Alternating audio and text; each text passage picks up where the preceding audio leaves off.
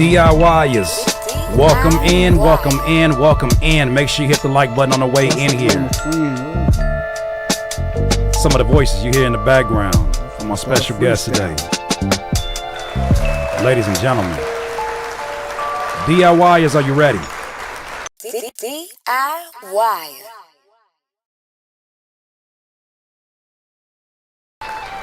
And here we are.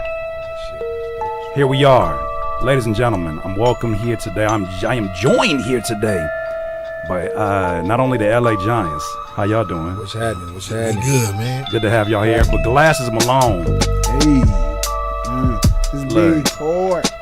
Shout out to Stolen Drums. Maybe you want to freestyle. When the beat be slow, I just be wanting to rap and shit.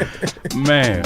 Tell you niggas. Make sure I acknowledge the chat as y'all are making your way in here. Make sure you hit the like button. I appreciate y'all so much. Subscribe. So here we go. Fly to the Rugrat. Notification bell. Anthony. Or Tone. What's good with you, Tone?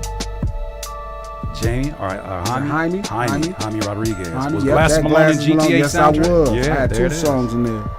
Yeah. What's happening? My man Jaime, what's up with Jaime? I think that's kind of dope that of all the things that you have been doing, that's the one thing they go to first. I know, dog. I swear to God. People be bringing up Madden. They be like, man, that song you had in Madden that Scott Storch produced. I'm like, really? And it's crazy because, like, when I first started playing games, you know what I'm saying? Like, you didn't really socialize with other people. Like, you played them literally just to play the game. Right. Now it's like, I was trying to explain this to somebody. I'm like, kids play games now. That's their way of socializing. Yeah. Or they even watch other kids play games. Yeah. I wasn't ready for that one. On YouTube. Yeah. My wife's little sister came to visit us, and I was like, do you want to play the game? And she was like, nah, like I want to just watch this video of somebody else playing the game. Yep. I don't know what you call that phenomenon, but it's here. Yeah, that's a thing. Shout out to Irko. What you gonna say? That's a thing. Yeah. That's really a thing. It's really a thing. That shit look boring as shit. Shout out to Ricky. Man. What's happening, Rick? Salam alaikum, my brothers. Salam alaikum. So there it is. All right, Glasses Malone, you have already been. Well, before I get into that, before we get into the run that you've been doing, especially in media right now, I got to speak to, first of all, for those who don't understand how a connection like this even happens, I got to get this man his roses. Let me turn this down real quick. Look, first opportunity, especially when I was out here trying to figure out what this industry was all about, didn't really have a whole lot of guidance. I was working with a younger Absol, working with a lot of the CDE folks because I was living in Carson. Yeah. C. Arson, shout out to Carson. Yeah. So Carson players. At that time and that point in time, there wasn't YouTube videos to go to. There wasn't a whole lot of things that could kind of guide you through this. So you had to have like veterans or just like bigger brothers in this situation. And so I didn't know what a placement was until I got my first placement with you. Sure.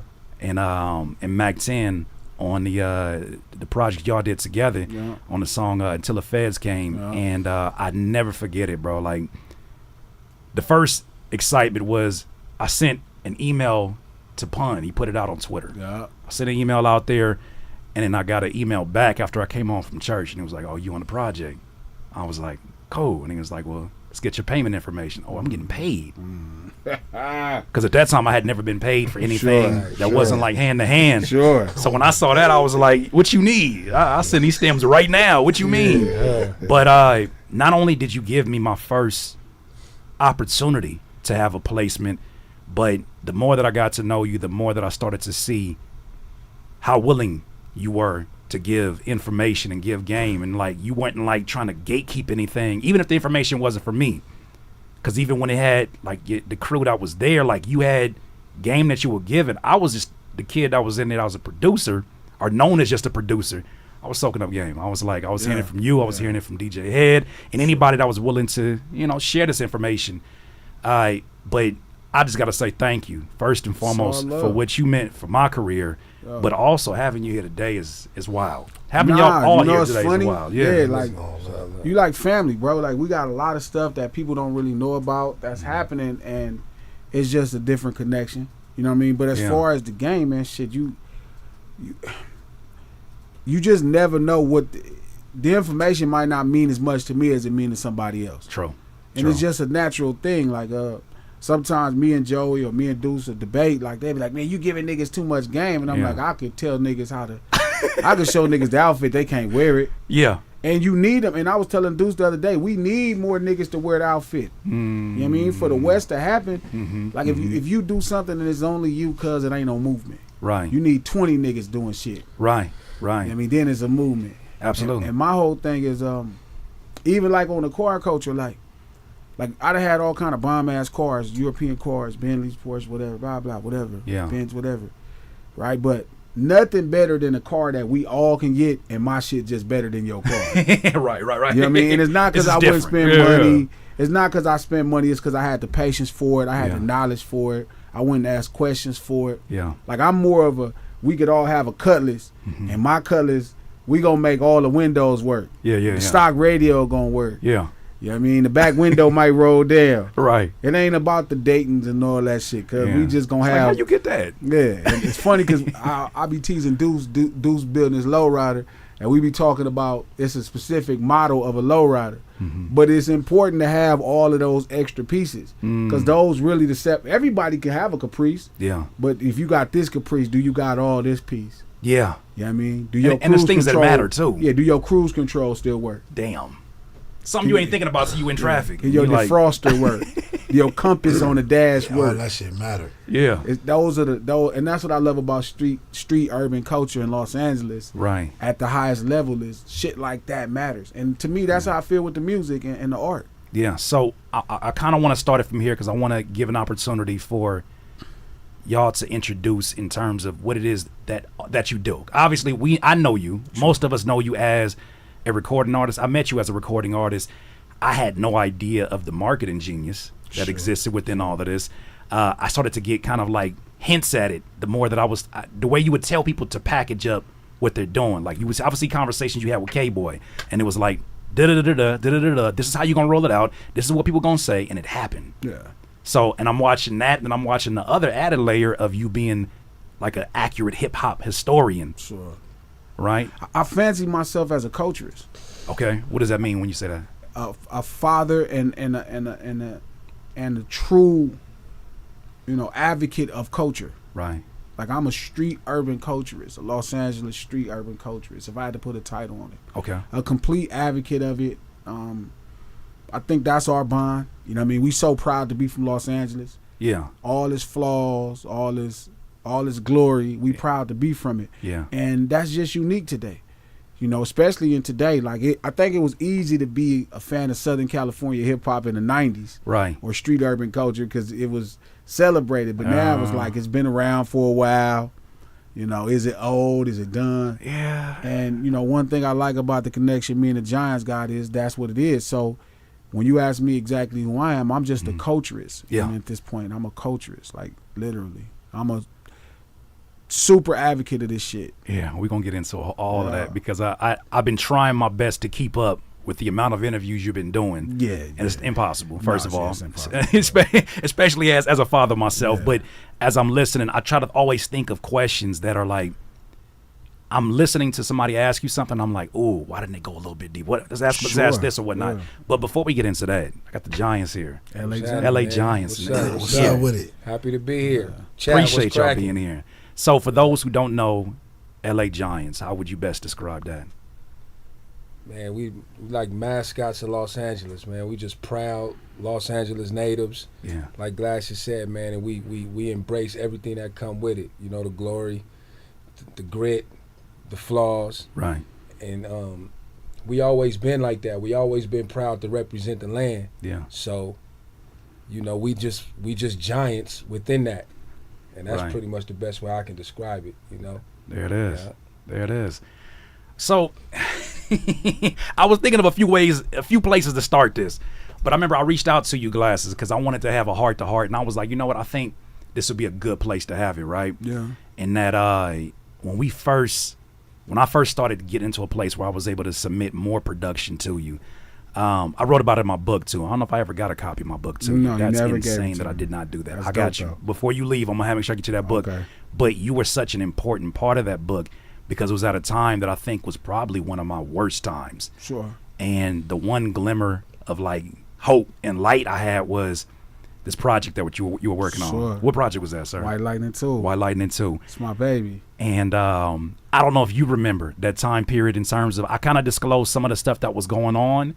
What I didn't realize about that time period is I still kind of had a delusion about what the industry was about. I had a delusion about just really what to expect of this and how things went, how business could be a certain way here, but you don't understand the behind the scenes because I'm not there. Sure. So I went through a period I was mad. Sure, of course. I was mad. I was mad because I was like, this album never came out. Man, well, you did all this fly ass work. But then also too, because I knew that how much you were like championing the sound and you were talking about it. But then if you remember, I was on a tear. I don't think I've ever been on a tear since then of almost 3 beats a day for almost 2-3 months. Yeah. At the time, I was my manager was Street Goddess, and she was kind Shout of out to Jen. adding she was the bridge between that, and she was sending off records, and she was like, "What you got? You got more? Glasses need more?" I was like, "Then I guess that's what I'm doing today." Yeah. But at that time, what I wanted to tell you was I was like, man, I was like, why the hell that ain't coming out? I see all the new music coming out. I'm like, you don't even know because you sending me records with voices on it. Like, I'm not going to disclose obviously because it's still we can talk stuff about pending. It's all but good. Yeah, you sent me a record back with Sugar Free it's on crazy it. too. Street light blues. I'm sitting there broke as hell. I'm sitting there where this is gonna get it right. Look, and I don't want to hog the conversation. I just want to kind of like I said, make sure I preface this first. Yeah. But I remember when I first got that placement, I was so broke. Yeah. I went to the gas, and mind you, I had already spent the money because I accumulated debt and all this stuff. Yeah. But I went to the liquor store. I was living in San Bernardino. I went in there, had this little flip phone. Went into the Source magazine to the back where they was giving out the mics. Took my picture with my name on it. I was like, this is for social media. Yeah. And then the cashier was like, what are you doing? And I was like, I'm in this magazine. And he was like, nah, that's what do you mean? Not you, bro. You got sweats on. Look You at looking you, like, bro. he looking like you're not even in here, Yeah, but yeah. that was back when the magazine meant something. Well, that meant something, like you're right? in the mags, you still like, get them well, off of like 6 or 7 at that point. But I say all that to say, I took the picture. The homie Jinx, shout out to him. He ended up buying not only the magazine, but the CD for me when it dropped at Best Buy. Sure. And so, in having that, it gave me an opportunity to say, like, look, first of all, it was never Glass's responsibility to come save your situation, but you were trying. I think you were telling me like, yo, what you got going? Let me see if I can move some things around. But you had a career of your own. What I learned from that situation, though, after growing, is like, you got to get this shit going. Yeah. And I think it's really the foundation of the DIY stuff that I stand for. But Yeah. just for like context, at that point in time, we're talking about 2010, 11. What was life like for you as an artist at that point? So this is what made it crazy, right? So I'm so economically I'm thriving, but I'm drowning as far as a record maker signed to a record company. Got it. So it's different, right? So when you come from selling Sherman, you making $250,000 a year. Then you're a rapper, you making $250,000, $300,000 a year. Yeah. It's completely different, right? The first initial thing is like a phase of like, okay, I'm not looking over my shoulders no more.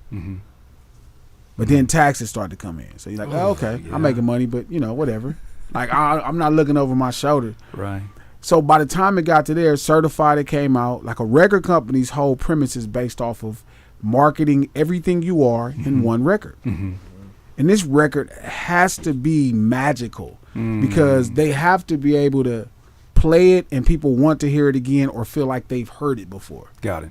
So it's almost magic, right? And when you know that, now you start thinking about the records you hear. And you understand why they work the way they work. Right. So it's magic because it has to feel like something you've heard before, but it also needs to be brand new enough to where people want to hear it again. I heard VH1 say that when they were going down a list of the top one-hit wonders, and I never forget a quote. Don't forget who it's from, but they said a one-hit wonder, this is one thing it has in common. It feels like an old familiar friend that you never met. Yeah. So it kind of feel like that's, in essence, what you kind of described. And that's records. So I'm off Certified, doing well. And the record label, just for those who don't know. Yeah, at so the time. Cash Money Records, Cash right? Money Records, so right.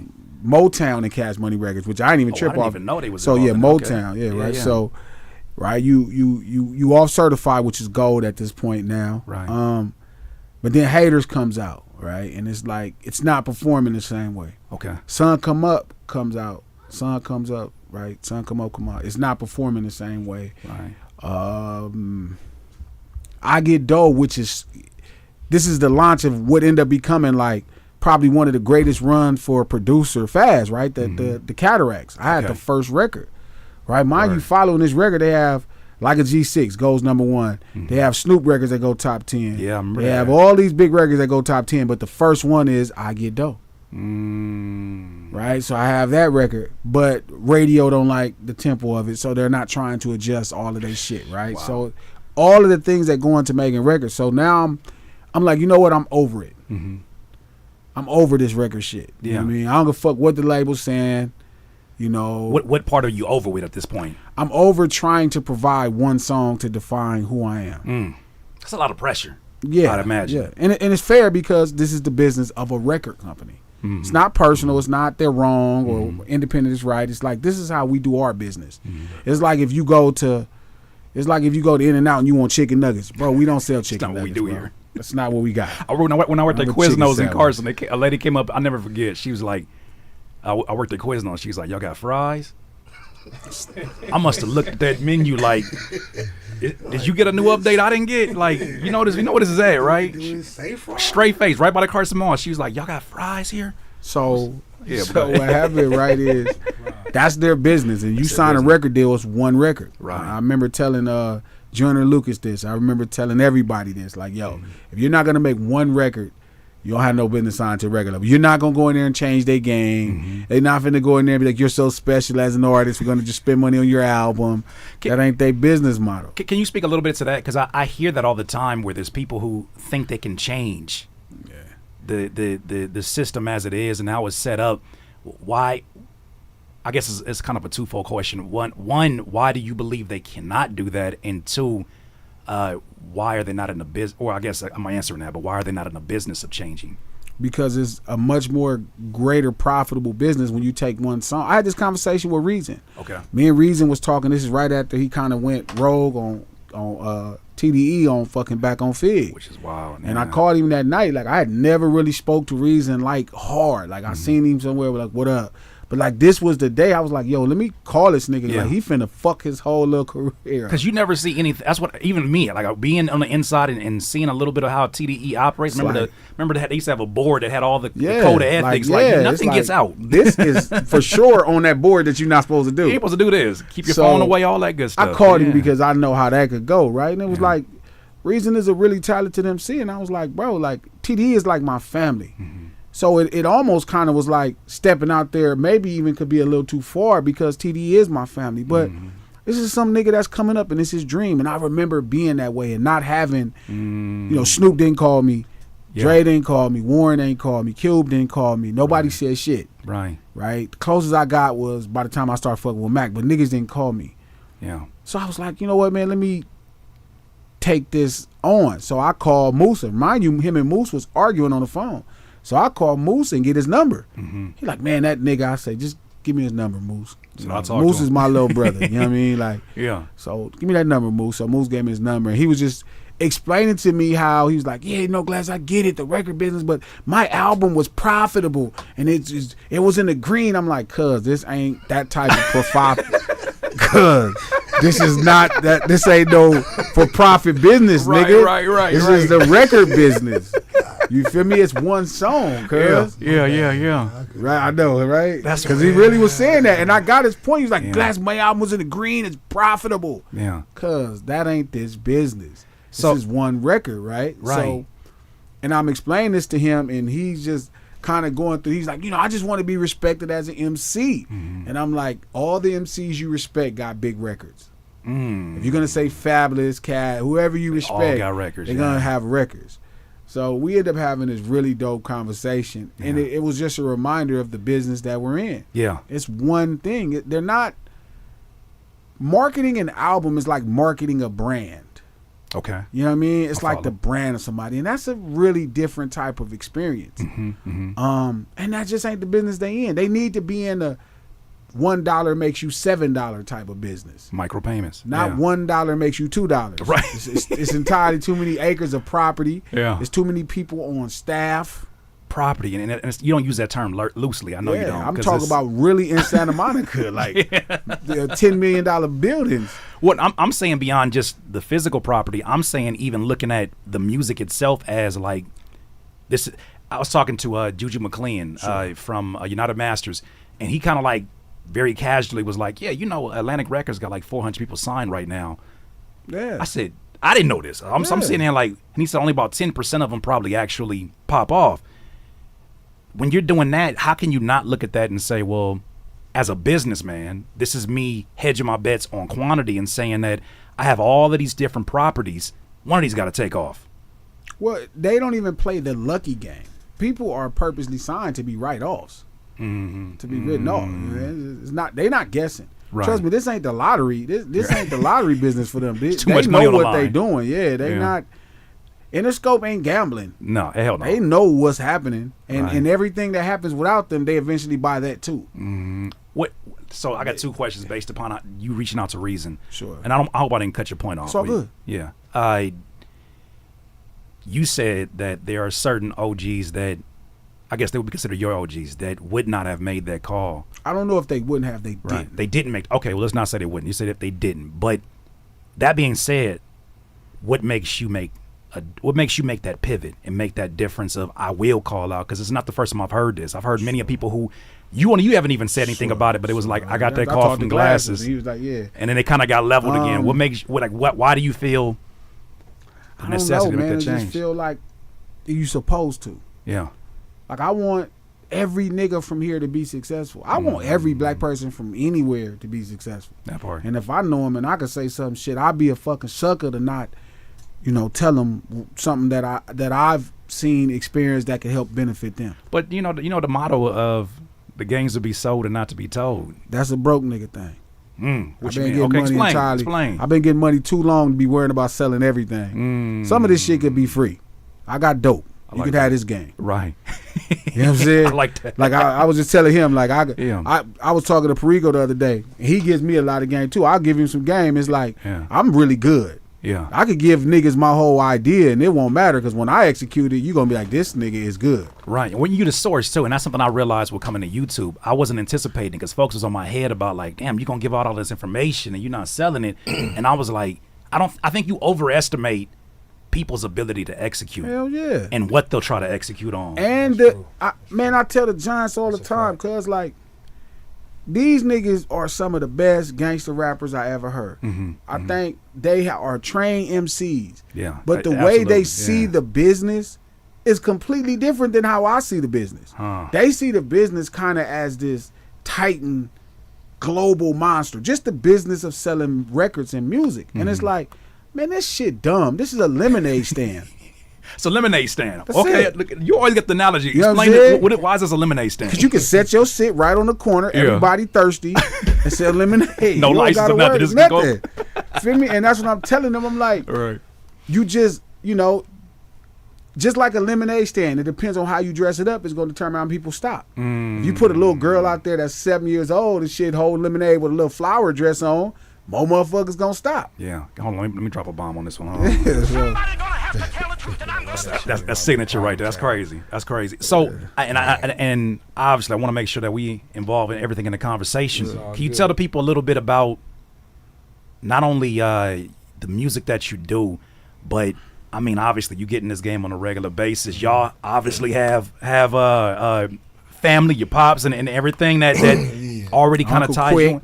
Yeah, Uncle Quick and all of this. So. Oh, Uncle Quick.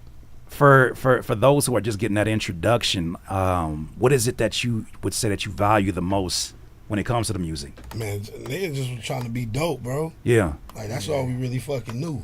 Like, How do you just going define to the dope? studio, like, just being better. Yeah. Like, just every day trying to make it, like, just being, like you said, just, like, MC shit. Like, nigga, my verse gonna be harder. And that matters. That's all nigga cared about. Yeah. Like, we ain't know nothing about the business, because even the people that's like Pops, Quick, and all them, Right. like, they not independent artists, bro, so they don't really know the independent game like that. So they can't even give it to us. You feel me? So all we know is them niggas stay in the studio all day and just became the dopest niggas around. Yeah. And so that's what we thought we had to do. You feel me? Then when you meet niggas, when you start fucking around, you start meeting niggas that make money off the music on the independent level, Yeah. and you like, damn, for real, my nigga? Yeah. That's eye opening, right? Yeah, That's like we super. ain't knowing that shit. Like we Yeah. thinking like nigga just go to the studio all day, every day, and make just the learn how to dopest cook. shit you can make. Just be the best chef. Look, Yeah, that's it. When Murs invited me to Strangeland, fuck me up, because I'm looking at acres and I'm like, what you mean you independent? And I'm hearing things like the original grounds where they're at, I guess used to be maybe a Montgomery Ward. Sure.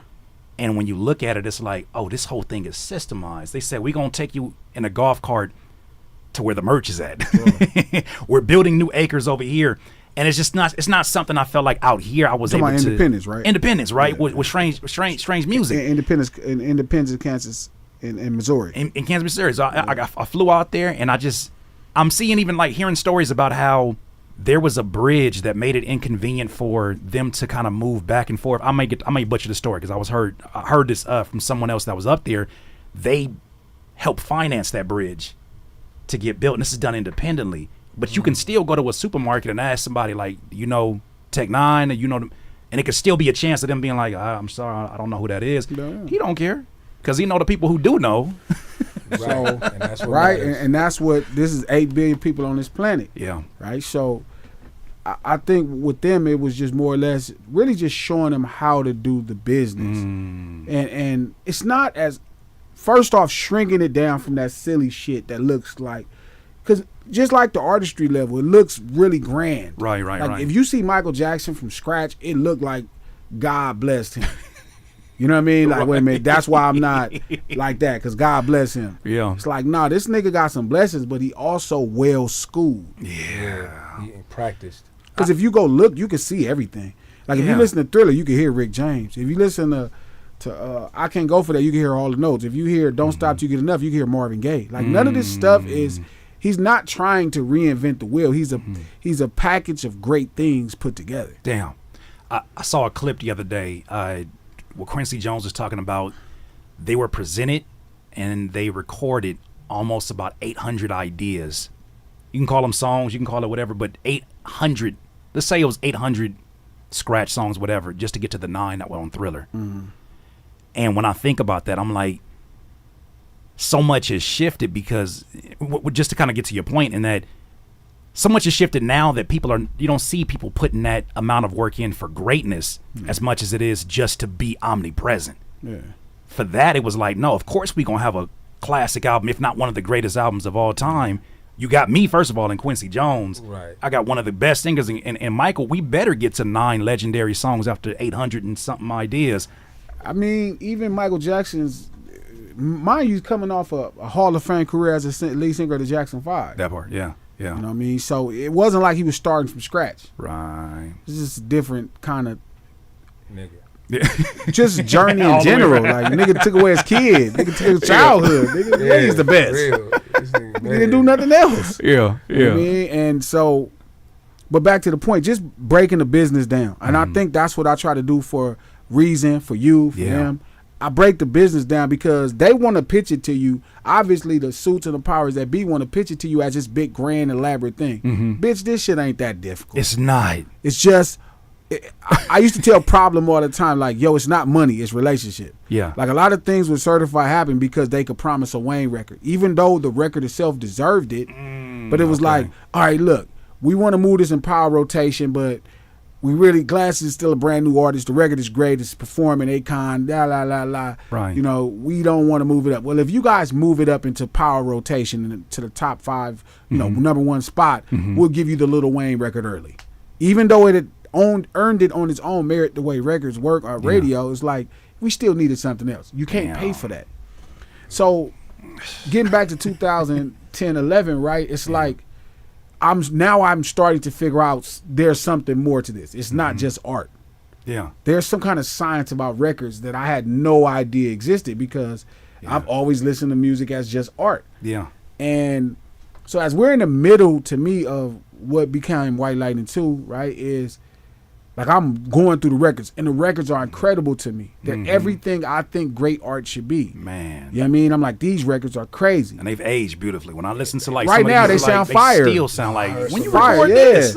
It's like, this is crazy. You know what I'm saying? But Even I'm over here as a producer, like, man, I wish I did something I different didn't to the even know snares. this nigga made beats like that. I Yeah. didn't know he could do that shit. and so everybody, you know, Poverty, by the way, that was hungry. Yeah, That right that shit, there, yeah. I was like, yo, that shit was greedy. I was off about 2 or 3 of them damn cheeseburgers. epic. We had a Del Taco down the street over there off of Del Rosa. Exo I never combos. forget. I would go down there with my last little money. I was like, I'm about to get this epic whatever burrito, and I'm finna go back to this apartment that I ain't even supposed to be at. I'm about to make at least 3 beats a day. So when I hear the Kanye shit, like 5 beats a day for 3 summers, I'm like, That's nothing. what are we talking about? And Like, again, when you put it into so, long story short, at that time, like, so when we pretty much had the record together, I knew we had something special. yeah, But at that time, like, what happened, Head happened, and I had put a lot of energy into Head, not on purpose, right, but because he was a brilliant mind around me and he was a friend. yeah, So turning him into a DJ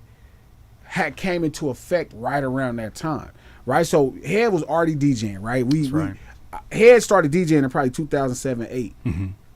I had made him a DJ. I'm like, yo, I'm gonna make you a DJ so you can go everywhere with me, and So you're that- just not a. That was a conversation that you had. That's how it happened. That's how it happened. I had Straight no up, idea it was that's how like because I happened. wanted him with me all the time, Yeah. and I didn't take homies with me. I'm not. You niggas ain't going nowhere. If you not working, nigga, we not hanging. We'll hang out when I come back. Russell just said that yesterday too, which is Yeah, funny. yeah. I'm hearing it echoed again. Look at Yeah, I'm not 7th Street Crib. I don't need you. I'm take all my own fades. Yeah. So no, I Yeah, don't yeah. need a thug. I'm Yeah. not these niggas. I don't got to show up with Everybody no need a job. security. You got to be working. Yeah. Around this motherfucker, I need you to do something because I'm still not where I want to be. Yeah. Right. So, Cuz became a DJ, like, and I helped him become a DJ. Helped him with some equipment. He just started learning. He picked it up fast. Head is such a geek that it was his time. I remember it was that a perfect time. I remember that time period too, where I would, that was that considered like Blue Division Studios. Yeah. Right. So that space that I would come up DM to, Square. DM Yeah. Square, I would come in there and I'm like, there's always a room in every room, somebody working. Yeah. If it was something down, like it was so ahead of his time too, because podcast wasn't nowhere No, near but as we had that podcast. room had at that the bottom. podcast room. Yeah. Go That upstairs. we You had built to- for Homegrown. Oh my gosh! So I had this studio situation, but I was gonna say this before you continued is that I remember walking into a room, and in the midst of one studio making noise, some other noise from downstairs, Head would be in that room, a smaller Practicing. room with his DJ stuff, just practicing with headphones on, unbothered by what's going on. Yeah. Yeah. And so pouring into Head, you know what I mean, at that time, it came into, forgive me, no pun intended, it came to a head. Mm-hmm. So he's hearing me making these records. Mm-hmm. And Head is not like a fan of hip hop like me and you. Yeah. Like he didn't digest all street urban cultures around the country. Head is a nigga that pretty much listened to the biggest records in the world. Yeah. It's gonna be Bad Boy records. It's gonna be Death Row records. Whatever hit. Ain't gonna be no Compton's Most Wanted records for Head. Ain't gonna be too many Ghetto Boy records for Head. Right. Ain't gonna be too many Twisted Pope Pimps for Head. What do you call that weirdo rap? You know what I mean? Yeah, that slumpy drum rap. And too much Slumpy drum is slumpy crazy. drum rap, right? Battle Cat slumpy drum rap. It got to be. I love it. Right. He not going down to Domino's sweet potato pie. He not going down to none of that. It got to be, feel me, upper echelon. Yeah. In the party, because Head, Quiz, Conflict, shout out to Prince Angeles, Quiz, and all the homies. They come from Head and them all come from the club mix, the party scene. They're all party niggas. It's the first time I heard that explained to me because I didn't know the origin story. Of Yeah, where them that comes niggas. from. So Pooh, shout out to my older brother. He Yeah. found them on a site called the Club Mix, and the Club Mix was remember this that. huge party scene that was online. Yeah. And Wow. so Head was a dancer. Like niggas No, he don't know. what? Wait, Head what? used to wear headbands and dance. Wait. Y'all do this 7th already? Street Crib. No, no, they didn't know. know. Head is a dancer. When I see No, that wait, nigga, though, wait a minute. Yeah, I asked that nigga to bust that move. That shit was I heard the first. My brain went through a filtration. The first level was like, oh, he was a dancer. Second level was No. like, he was a. What the fuck you mean a He dancer? was a dancer. The fuck I used to wear headbands, Yeah, cuz, headband. and t-shirts and sweats. He's a dancer, cuz. I never knew that. That's wild. So he was a nigga who was really in the party. Yeah. And he was somebody in the party. Like he had bitches in the party. Bitches liked him. He be dancing, freaking the bitches. Khan, this is Prince Angeles. This is Quiz. All these niggas are on the party scene. So That's they why all was dancers. They all used to dance. So that's they why he all was go to the party and dance. That's why he was on my head about BPMs. Yeah, right. Because he was like, I can't dance to this. So then he stopped dancing. So the version of head that everybody knows, even me, that's not the same head that I met. This is a mature head now that's cool. He done been around Crips a little too long now. So like he's super cool, smooth, 100 jokes, but that's not the festive version of DJ Head that I met. DJ Head was a festive, fun. Like right now, you couldn't even tell Head was fun. Head right now seems like he got 13 kids and 3 wives. Like he's so miserable. And sometimes be so sad. And I don't mean miserable, forgive me. Right. But like it's so no all business. Head is a riot. Yeah. Like he is fucking fun to be around. He's funny all the fucking time. 100 jokes, great energy.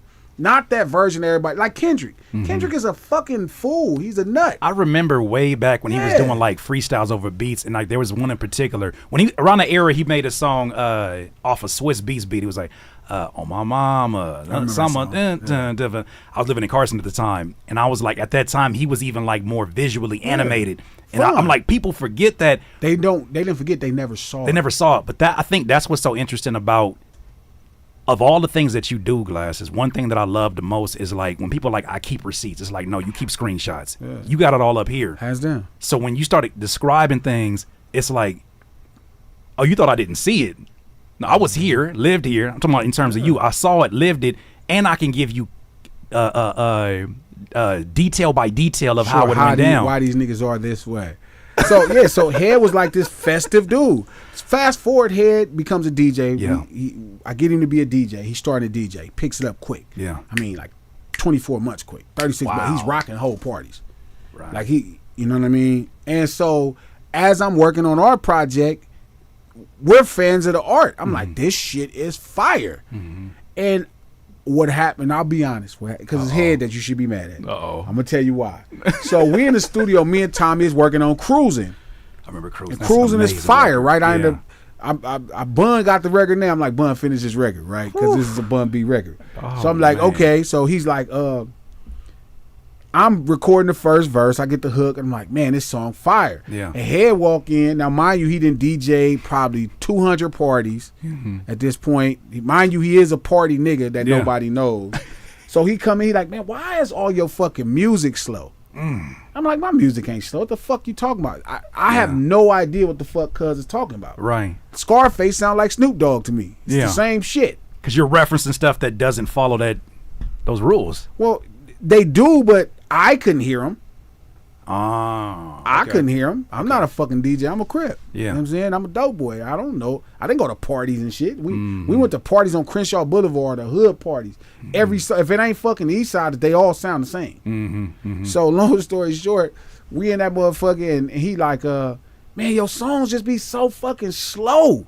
I'm like, man, and at that time, I remember Cruising is about 73. And that was one of the records that you were looking at as possibly a single. Yes. I'm like, this shit is fire. Yeah. And so he's like, I'm like, man, I ain't paying Head no attention. Mind you, this is probably the second attempt or third attempt of him trying to get me to understand tempo of music. So he was like, he just kept talking. And I'm good at ignoring Head. I will ignore Head like a motherfucker. Right. So I'm ignoring Cuz. I go in the other room, in the blue room, come back out. He in the booth, he recording. No, all my fucking songs slow. He's recording that on the beat. Like, this is how fucked up Head is. Don't make it catchy too, right? Yeah, and it's really catchy. It's the asshole that he is. So y'all never seen this version of Head, but this is how vested Head was into this shit in his prime. Not this Head now that's super jaded and irritated and so offended that niggas is not listening to his experiences, but still us being excited to learn. And I don't want to pivot too far, but I think that's something that's really remarkable about you is that even when I met you as a younger Glasses, there's still a vibrant energy about you that feels like no matter how many things that you have seen, because you tell a lot of stories that it feels like for a lot of people, that would be like the story that they hold on to for the reason why they can't be a certain way. But every time I see you, it's like, I don't care how many interviews you've done, I wouldn't know the difference between number 1 and 222. Because I'm always excited to be here. Straight up. And I'm always learning. Yeah. Like, it's always new. Like, I'll learn some new shit. Me and Deuce talked about fashion, a lot of things. Yeah. I'm always learning, even from niggas that's talking. I can figure out why that makes sense and then bring it in and then define why it makes sense. What? And I asked that because really specifically about how the industry itself seems to, Steal people your talk a lot joy. of stuff, steal your joy. But I remember you said one time, there's a lot of tweets. There's a lot of tweets that I'm like, I need to go ahead and frame them. But you said one that was like, you said something along the lines like, you niggas make me sick. Like, your only problems is rap problems. Exactly. I ain't trying to hear that shit. Like, I but swear to God. so I guess there's a maybe a philosophical question and all that. And like, how do you view these things that do challenge your character, that do challenge your foresight of the future? Like, how does Glasses kind of internalize when bullshit happens? It's already me. Like, I'm proven. Yeah. I'm not trying to prove nothing. Right now, I'm informing people more than I'm proving. I don't need to prove to anybody I'm a Crip. Everybody who really know Crips know that I'm a Crip. Yeah. So now it's just showing people who have no idea what a Crip is, what I think a Crip is. Mm-hmm. That's really the only difference. Yeah. A lot of artists that come from where we come from, shout out to certain homies, but they're still trying to prove what type of nigga they are. By the time I got in the game, I was already Glasses low.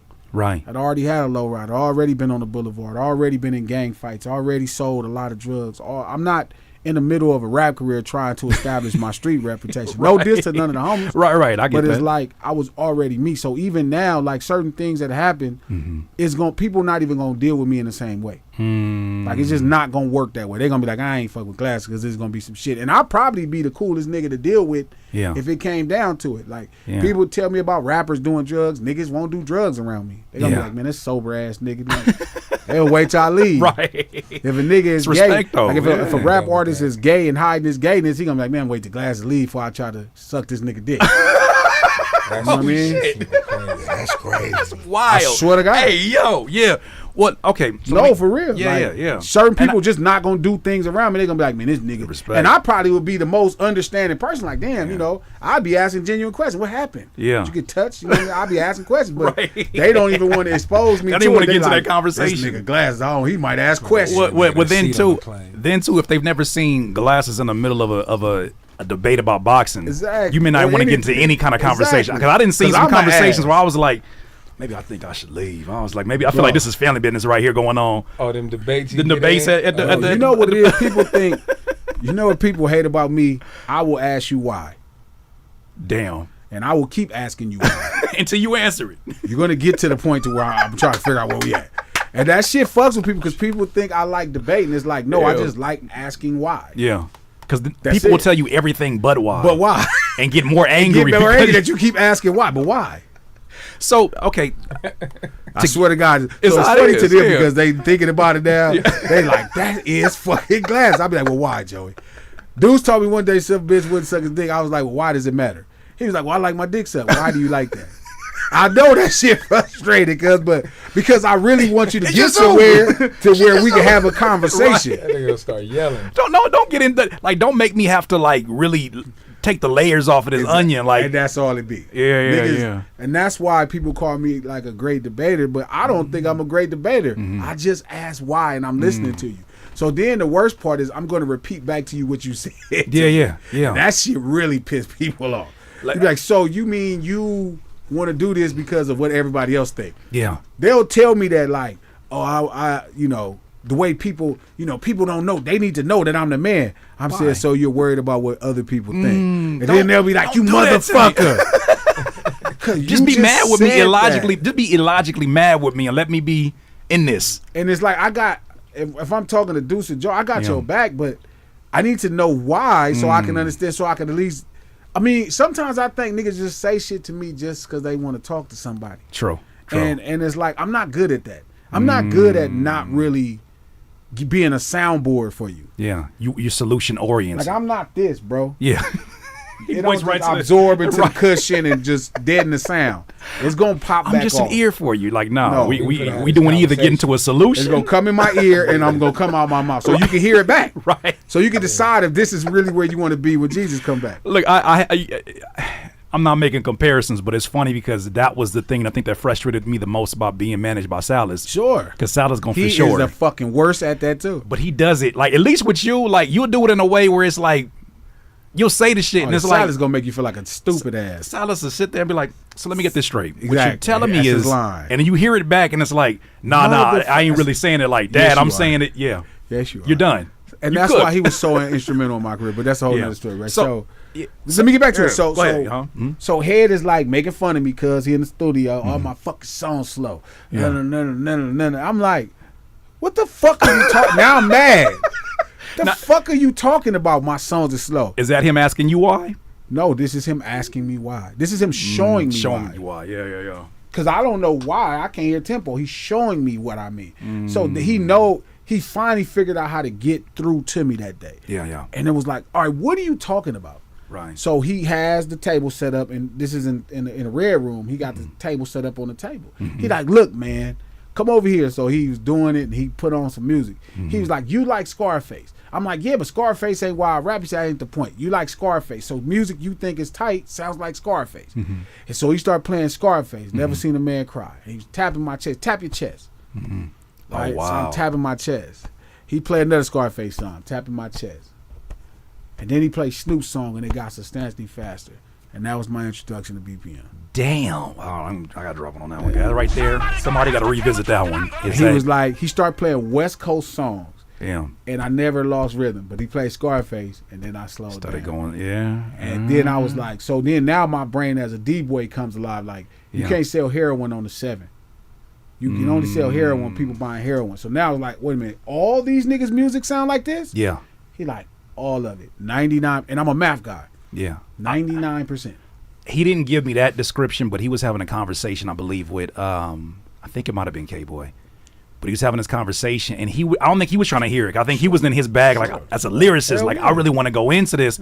And I'm just sitting there, and I'm like, am I supposed to be hearing this?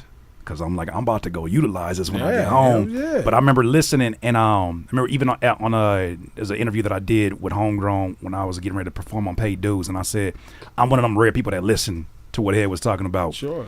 And it made a difference in that. With that said, though, I remember that time period and just what you meant specifically to the West, because since I was a kid, like West Coast music is everything that I've been brought up on. I've been in right outside. many different places it's the out throughout oxygen here. we breathe. It's the oxygen we breathe. So that's part of what sometimes I feel old when I say this, but there's certain music that gets made here or used to get made here. I feel like it's still through folks like yourself that remind you of home even when you're not home. Yeah. Right? To me, it's like New York has that. When you think about Illmatic and you think about Nas, like that, something about the music, the drum breaks feels like how stuffy and how closed in the streets you is, can or like feel the it. subways. Facts. Like it just feels like Hell that. yeah. And a lot of music being made now is like, nigga, I don't know where you're from. It's androgynous. It's in dry. Super androgynous. That's a crazy way to describe it, but it's true. I call it Instagram music. What do you mean? It's because it's one culture on Instagram. Like everybody, it's Instagram culture. You know what I mean? Yeah. Like Which is just a Ops. gang of shit. It's like mainstream Yeah. to a degree, right? Yeah. Because it's still underground. Yeah. But it's like they take shit from like Chicago. They like took Ops or 12. Those were like Atlanta and Chicago words, and hate now them that shit is words, too. online, and it's like that's Instagram What are we culture. doing? So now regular people who have Instagram page and be tweeting about Yeah. the nigga washing their car, referring to him as a op because that's Instagram culture. And it gets so diluted that people have debates about where things actually started anymore. Because they lost. I went through this whole thing with this whole conversation about hip hop. Right. They're like, oh, hip hop is for everybody to enjoy. It's not Okay. for everybody, but Okay. it's for everybody to enjoy. Got it. Like, I was telling my boy this, and we was in that room, and we was up in Boston, and he was like, man, Glasses, what does it matter? I'm like, it matters. Imagine, because he's a Mexican, man. I'm saying, imagine one day we say Italian people made tacos. Okay. He's like, well, does it matter? Yes, it fucking matters. Yeah. Right? It matters, Nigga but don't want no Italian taco. you know what I mean? And they might hit. I love soul tacos. We call them nigga tacos. Right. But we know tacos are a We know. version of Mexican Yes, food that yeah. we have fucked up and made work for us. I didn't realize how bad. I didn't realize how good we had it until I went to Utah and had some Mexican every other food. Mexican food is horrible. No disrespect to Well, Utah, always but spoiled, when he said with all disrespect, I had it and I was like, I've been lucky. Spoiled. I was like, I want to go home. Texas, You Yeah. You can get breakfast burritos.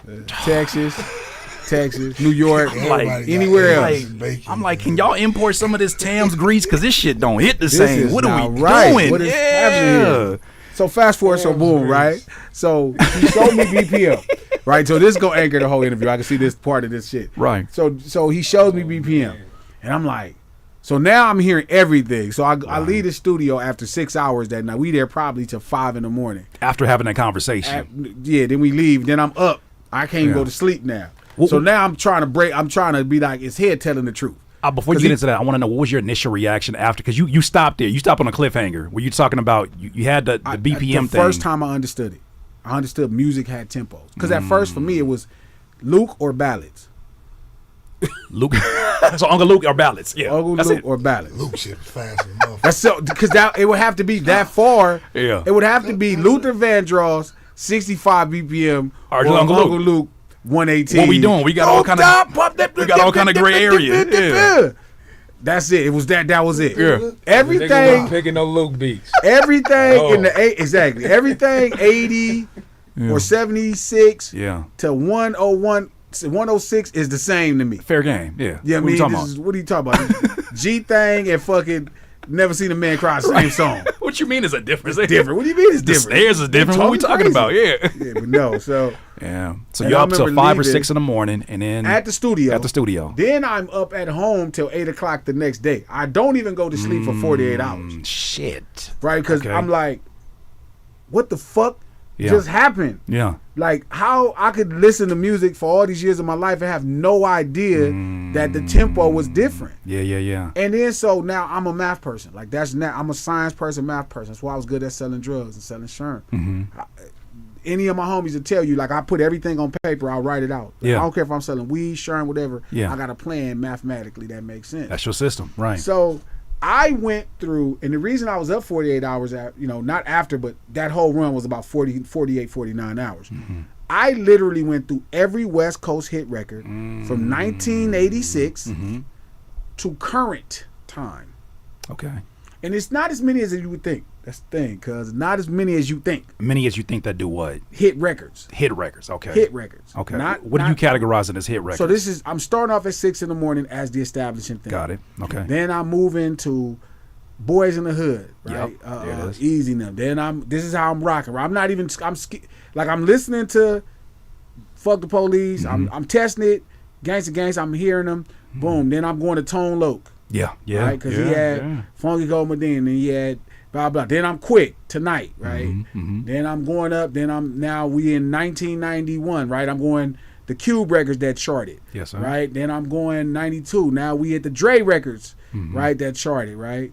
Then I'm 93. We had the Snoop Doggy Style, right? Right. Right. Then 94 is Warren G, Regulate, right? And I'm just moving through Dog Food, right? I'm just 95, Tupac, the Bay Area stuff, the biggest records though. You know what I mean? You're just studying BPMs at that point. Now I'm tapping everything. I didn't went online and found me an online. As soon as I got me a BPM online tapper. Had the reason I got that app. T. I got an app right now because of that. So T. Was there anyone? I have a question just about one of the songs you mentioned. I'm assuming you're putting "Today Was a Good Day" by Ice Cube. Yes. Did that song always feel a lot slower than? I think it's like 92 beats per minute. It's probably 87, 88. Where is that? Where is it at? Look, For real? I gotta check it It's out. probably not that fast, but Whatever it was, it's faster than what I thought it was. whatever it was, it is. It It'd be is. the sounds. the sounds, It's or icy. the lack of Smooth. hi hats or It whatever should the be case. smooth. Whatever It it gets was, slower it was than one what of it the really few be. that was Yeah. slow. Whatever it was one of the few that was slow. Because all the rest of them motherfuckers was lightning fast. And I just kept on tracing them every year. What hit records came from the West every year? Because remember, it started getting thin after 96. 82. Never mind. My bad. Okay, I could have swore maybe I No, sampled it it in what it wasn't. says. 'Cause Yeah. the Ozzy Brothers song is like 79, right? Yeah. So, but it was one of the few that was slower. You know what I mean? Everything else was right around the same space. And I was like, what the fuck? So now, along this journey, by the time I get to 96, 97, 98, I'm like, wait a minute, half of these songs, now I'm getting older, so now I recognize some of these samples. Wait, these are Right. Now these are funk songs. So I'm like, wait a minute, how many of these songs is sampled? I have no idea. Yeah. Yeah. That all this shit is sampled. Every single one of them. That's part of the So formula now too. I'm starting to find ways to figure out samples. I go through Yeah. a million things. I discover who sampled. I discover all kinds of shit. I'm like, motherfucker. And that's what kept me up so long. Was there any part of you that even recognizing it? Because I know you to me, you give me the energy of somebody when they learn something, they learn new information, they pivot or they do something with it. Which right? is why White Lightning 2 got pivoted Okay. out of. So my only question was, because that's that hip hop part of you that exists, that's like, I understand this on paper, I understand the math of it. You just said I reached to write this shit out. Was there a part of you from an artistic standpoint? Because obviously I can hear your music and know how much you care about the art form. Was there a part of you that was like, yeah, No. I understand that, but fuck No, that? no. No? At There all? was never no part. No. Interesting. No, because at that point it wasn't like I wanted to win. Mm-hmm. And I didn't want to get rich. Like, I had made money. I wanted to win, cuz. Yeah. Like, I was like, what the fuck? Like, I'm not winning. My homeboy got out of jail. I couldn't give him a job. I keep telling that story, but this is all part of it. I was like, Right. I need to win. Yeah. And also, I'm saying, like, this dope-ass shit, and nobody can fucking hear it. Like, why don't nobody hear me defining the street urban culture that's LA street life this well, but nobody hear it? Right? So, that 48 hours I'm studying, in that 48 hours, I had started figuring out I could have told you, by the time I got to sleep, that was a Monday we left the studio. Okay. Right? So I had been up 24 at that point, and I was all the way up to Wednesday. I finally went to sleep Wednesday. I slept all Wednesday. Thursday, I called a meeting at the studio. Oh, you called a meeting. This This is a problem. I didn't do this for no You reason. motherfuckers. You didn't open up my whole Y'all motherfuckers fuck that something fucked it up. Yeah. So I called a meeting. Okay. So now, just in that first 48 hours in sleeping, that extra 12 hours, right? So roughly around 60, 70 hours, I done discovered all this shit is this BPM, all this shit is sampled, Samples, yeah. and most of this shit is made by DJs. Yeah, that might keep me up too. So I realized, I didn't know any of that. That I'm might like, keep me up oh, it's too. okay, these are the three things. Yeah. I done already figured out that most of the records is within 10 to 20 years. The sample. Like, this is my shit. Math is my shit. Yeah. This is what I do. That's like, nigga, always 7 years old, 6 years old. I know my multiplication table's up to 20. Yeah. Not 12, 20. Yeah, up to 20. You know what I'm saying? Because this is what I do. Right. So I'm like, hold up. So I done figured out, one, all these records are pretty much the close same thing in BPM. Most of these records sample funk records. Most of these records literally how they use melody. And most of these records are made by DJs. Damn. That's how fast I figured out in 70 hours from when he started me. Yeah. Well, roughly 40, 50 to 60 hours, I figured out all this stuff just listening to that music. Because at that point, I'm committed. Yeah. So it backfired on Head because I called him to the studio. Right? I was like, yo, you need to make my song. Because that's a part of the formula. You're a DJ. Welcome. You're welcome, Head. This Yeah. is your job now. I don't know how to make I had to threaten him. Yeah. Like, come up here. You started this shit. You finna finish this shit. If this is true, Right. here it is. Which connects the dots to when I started getting production questions from Head. Exactly. But see, me not living. So Yeah. by the time I got that placement on that Mac and album Malone. with Mac and Malone, the Mac and Malone project. By the Music. time I had that placement, I was moving from LA. Like I was living in Carson. Mom sold the house and we moved to Rancho. Sure. Shit for like next Friday. We moved to Friday. We moved to Rancho, and it's like a culture shock because I don't know what's going on out here, right? Sure. But I knew when that situation happened, it was like there was a little bit of a disconnect. Even driving What out is there, going on? I don't know what's going. Like It's like you went through time machine, time warps. But I'm glad that that's why I wanted to invite you out here, was because I knew we would have that conversation. But the context, it's almost like, to a certain degree, there's certain shit my pops told me when I was younger that I was like, oh, you just hating. Sure. Then I got older and I got a son, Oh, this and I'm shit like, makes sense. oh, this shit's not easy. Yeah. So I have a little bit more empathy, a lot more empathy. I think it's now is like, and when I was younger, I didn't know no better. I was wet behind the ears. Having this context now as an independent artist that is doing shit the right way as an independent artist, establishing this as a small business, there's shit that I'm like, I don't know if I could have even dealt with half the shit that I just hear about that was happening. You know what I mean? It's crazy, bro. Yeah. So I call the studio right now. mind you, combination. I'm struggling on delivering the record that Cash Money need to market the release of my next album. Right, I'm struggling. I'm going to the club and I'm getting my ass kicked every week by YG and Problem and Tiger. That was the era right there. Right? Yeah, I'm getting my ass kicked right now. I didn't really care about clubs, but goddamn it, I'm here all the time getting paid. I noticed my records. They try to play my record, but I'm like, people stop moving and they start singing the song, and I'm like, that ain't player. Now they want to get drinks to your shit. Like, yeah, it's like, or singing it. Yeah, and it's being like, there and well, why seeing you it, not dancing? Right, so now Yeah. I'm looking and I'm like, hold up. So there, I'm getting my ass kicked on 4 different scales, everywhere but my pockets. And it hurt me in my pockets because my homie needed a job that paid a livable wage. Which Right. at that time was around $70,000. And I couldn't afford it after taxes. I couldn't afford to give him 70 after taxes and still support my lifestyle. Yeah. It would knock me down too far. And I remember going up there and seeing there was a lot of people who were, I don't want to say they were relying upon, but so much of the ship, like you as the captain, Yeah. like you had, if you weren't in motion, I could see a lot of things not have motion. Hands down. So I call a meeting. I'm like, yo, you got to make this song. He's like, man, I don't know how to make no beats. Yes, you do. You can't even, now you can't argue me. Right. And that's what I tell them. Like, I'm not gonna argue with you now. Right. I've already you did this. You started me, you put me in this rabbit hole. What All these niggas was you. Yeah. People love doing that to me. They love giving me advice on something, and I'm like, bet. So I'm at step 2. What advice you got for that? Oh man, I was just Nah. no. Don't throw me down the rabbit hole because now I'm dedicating my time to something that didn't even matter to me. Exactly. And you didn't fucked it up. You didn't fucked it up You now. just I scared can't me off unsee of this shit. what I think is my magnus opus of records. Yeah. Into some shit now that was like, I don't even know how to sell this. Because it wasn't my idea to begin with. I didn't care. Yeah. I just made dope shit. I'm So- still tripping off of you saying you said from this to Uncle Luke. That's how I That's heard it. music. That's the Same only here. tempo I knew. Yeah. Uncle Luke, Luther Vandross. Crazy. That's the only two. I could tell they not the same. All that Snoop Dre shit, Snoop Dre, No Limit, any of that shit right here. All that shit the same. So can we fast forward a little bit to now? Because I hear so much.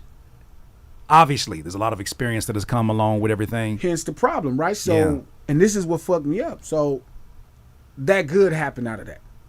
That good. Okay. That's Head's That good. first beat. That's his. Oh, that was okay. Okay, So I got my you. second go got you. record is Yeah, yeah. Head's first beat Yeah. because it was right. And Because you had the were formula. right. No, but you did the research though. Yeah, but you were right. And you was right. Yeah. Head, you were right. Uh, So your first record is my second gold record. Okay.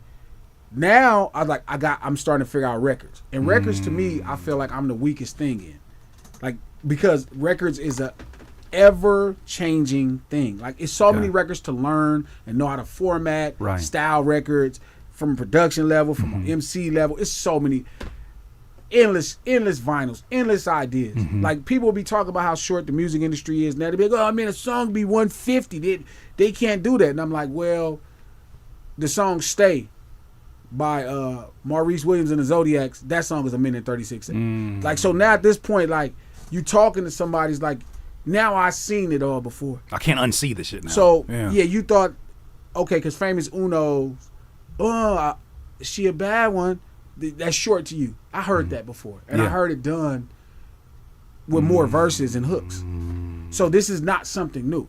So records are the reason I say I'm the weak is I would say I have a bachelor's at the science of making records. Got it. I wouldn't feel confident in saying nothing else because I don't know enough fucking records. And I know a lot of fucking records, but the records Dre know, that's why Dre can format anything. Because he's pulling from the reference of what he's heard work successfully and saw executed. That's huge. So he who knows records is really the king of records, and there's so many records to learn. And I ain't been alive and studying records long enough to compete with DJ Dr. Dre. Well, but that's makes. I think that's. Hold on, let me drop one of these for this because that's such a gem in that it allows you to never have to worry about staying with the times because if you understand the times, it's gonna repeat itself again. That's all you got to do, and that's Yeah. where I'm at now. So I got a bachelor's in the science of making records. Got it. Now I start learning hip hop. because records take you right into hip hop. Now you got to figure out why do we make hip hop? Why we make records this way? So now you in records. So now I'm working on White Lightning. I'm working on Glass House 2. Glass House 2, yeah. Right. So now I'm coming to an end, but now I'm in this hip hop thing. I'm like, what the fuck is this shit that y'all keep talking about? Is hip hop? Because you would think it's a bunch of songs or niggas dancing or niggas tagging, and then like so now I have to separate time. Right, I'm like, okay, I'm finna go figure out what hip hop is because I made this project with these really great records. Yeah. Like Glass House 2 is like amazing records, right? They're super tight. The ship is tight and it's just dope, right? Now I'm on the road. I'm in New York. I'm in New York for 6 weeks. I'm in the Bronx. I'm in Queens. I'm in Staten Island. I'm in Harlem. And niggas always bring it up. Like, man, I remember you was up there in the projects in Dayton, Ohio, or you was in Detroit in the hood and you was at that dive. And I'm like, cuz, like, this is normal for me. Yeah. This just ain't Watts. And I just went through all these places for 120 days, just not doing no concerts, not doing nothing but interviews and fucking with the streets. Just absorbing. So now I get a really good grasp on what hip hop is. I met with Eric B and ate fish.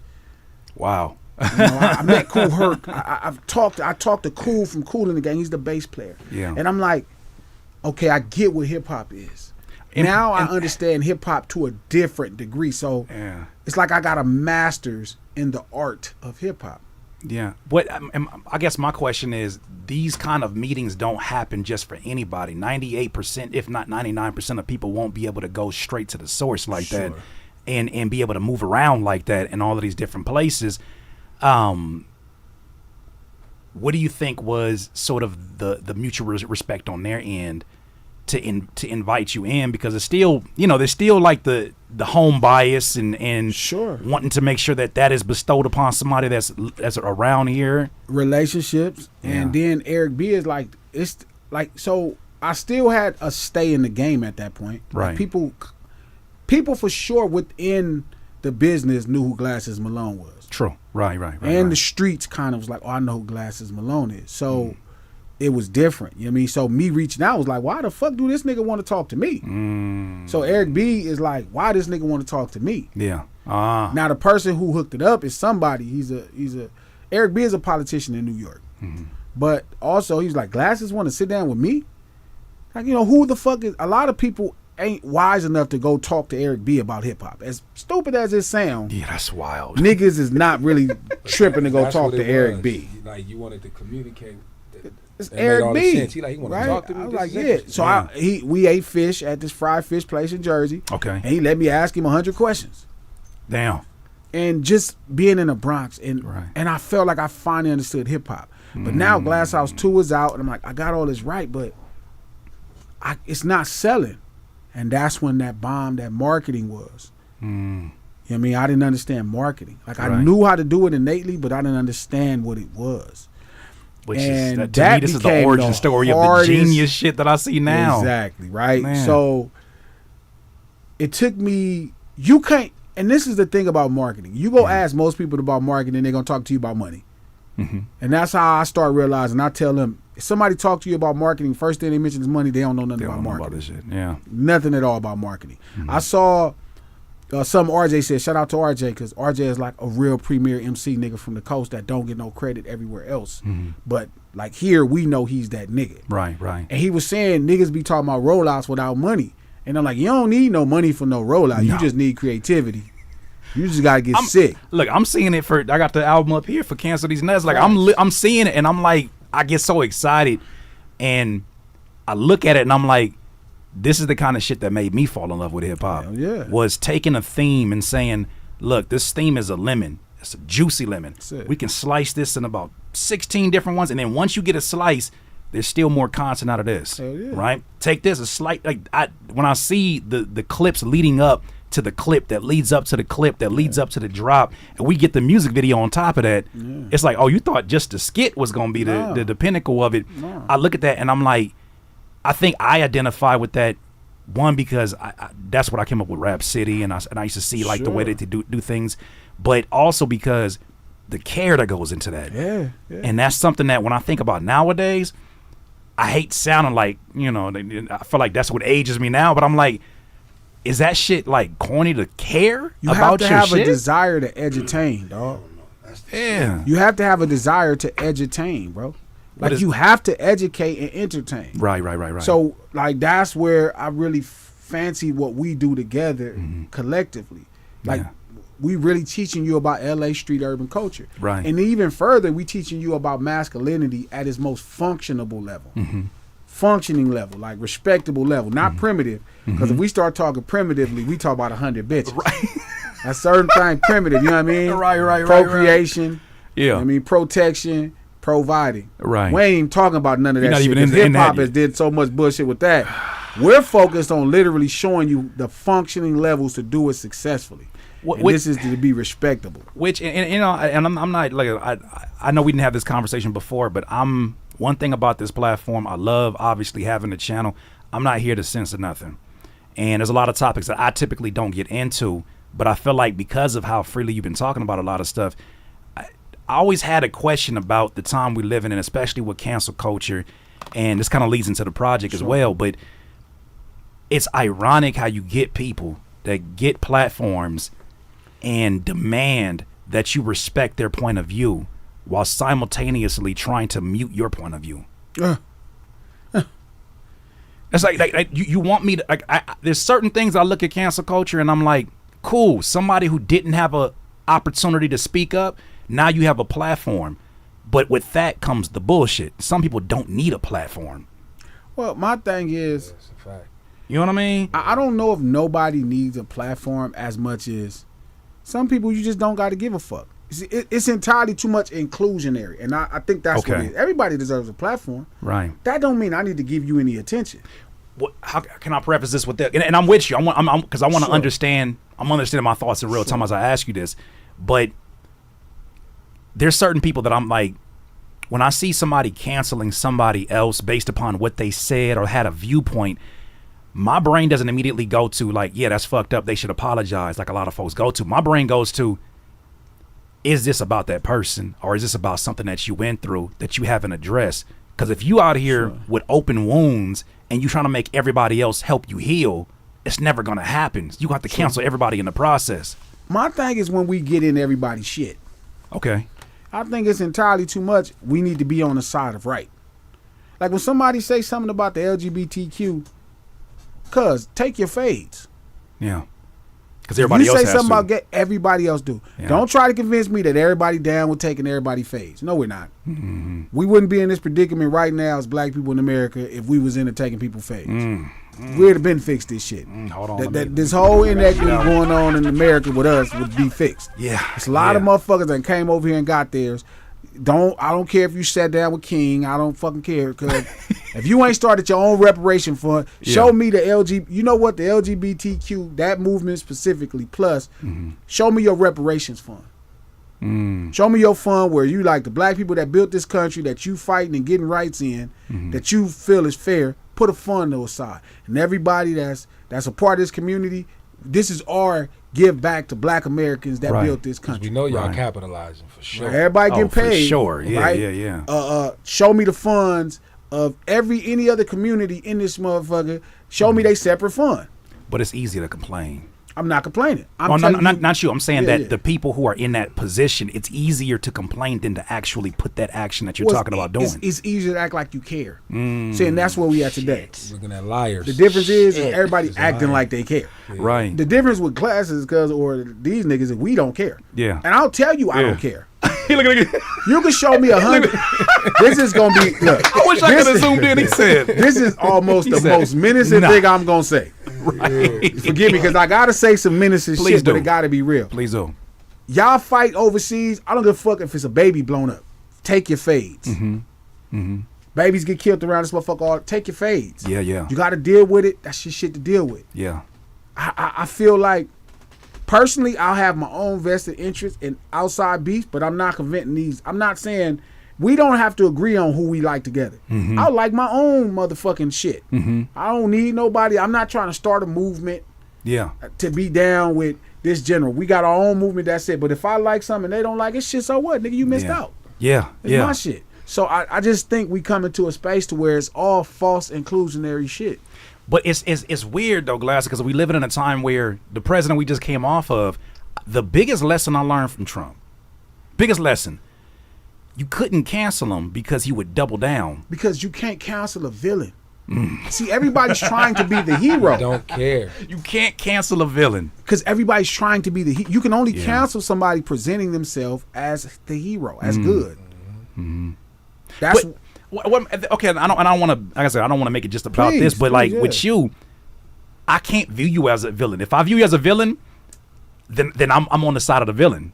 And I'm like, when I see the things that you do, especially when you reaching out to people, like you're doing things that you don't see, I guess, in the traditional sense of whatever a villain is. We talking about, you know. Yeah, but who's really a villain? You know what I'm saying? Like, they even have a saying. They say the hero hangs around long enough, or the hero hangs around long enough, and they eventually become the villain. What's crazy is being a villain ain't a bad thing. Exactly. And I agree, but I'm like I think but people demonize what that means easily because there's a lot of make stuff up our to own back definitions up. now and our own but perceptions. if you scared, true. I mean, when we was little kids, dog, we liked Andre the Giant. Yeah, we liked Hulk Hogan. They sold him us. We fuck with Hulk Hogan. Yeah. But we liked Jake the Snake. DX. We like Stone Cold. Right. Better bring that snake. We love Stone Cold. You feel me? Stone Cold, yeah. He was yeah. a villain. So, We Yeah, love we The the Rock. Stone Cold at that I'm time. stunning on this right now. Okay? Like, do you want to see a movie? Do you want to see a movie on Robin or on the Joker? Hell no, I wasn't gonna move about Robin. I didn't want Or the Robin in the Joker. Batman movie. I didn't want him to, you know what I'm saying? Are you waiting for the next Batman or are you waiting on the sequel to the Joker? You waiting for the next Wolverine movie or the next Cyclops movie? Niggas who you can't decide. I don't want that. Yeah, like Remember, my mama got me. I remember one time I was as a kid. I felt very ungrateful. My mama came in the house and she knew I wanted a Wolverine, like a little figurine thing.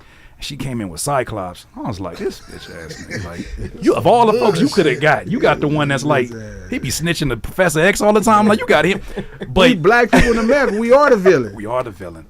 And so I pride myself in being a villain. I'm a gangster rapper, a Crip from Watts that used to sell. I am the villain. I am the best. The villainy is unheard of levels. And I'm okay with that. It don't mean I gotta behave no way. Yeah. It means what I do is gonna be viewed as not good. No matter what you say. Or And what I'm you not do. trying to present myself as a good to anybody anyway. Yeah. Like, So I'm who I am.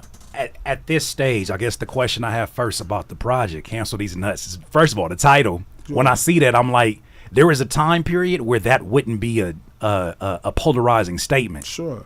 But now it's a time where you see it and it's like, can I talk to you? For real. 'Cause that's how I be too. Can I talk to you about That's- what's this? the And if you say the title, they be like, this nigga here. They said it on the Breakfast Club, and I was like, bro, why is that?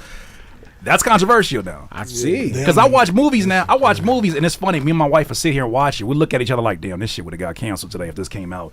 But it'd be Married like the with Children. majority of the shit. Oh, I Married with just seen a Children. clip with Denzel when the nigga was trying to get at him in the bookstore or something, and Denzel was tripping on What you him. mean trying to get He at him? tried to get at him. Like Talking about it's- in real it's life or a No, movie? it's a movie. Oh, it's a one of movie, them old okay. movies, and he Like tried to get at him or like tried to get at him, bro. He was hollering at Denzel. He was flirting with him. And when the nigga Denzel figured out the nigga was flirting with him, he tripped. Yeah. Get I'm canceled. saying it today was for that. calling them Can't do all that shit. type of, the words That's you fucked can't up. say now. Yeah. But it was like, nigga, you can't even put that in a movie you now. don't like it. But even canceled is different, man. Canceled means whoever the mainstream culture is not going to finance or approve of you.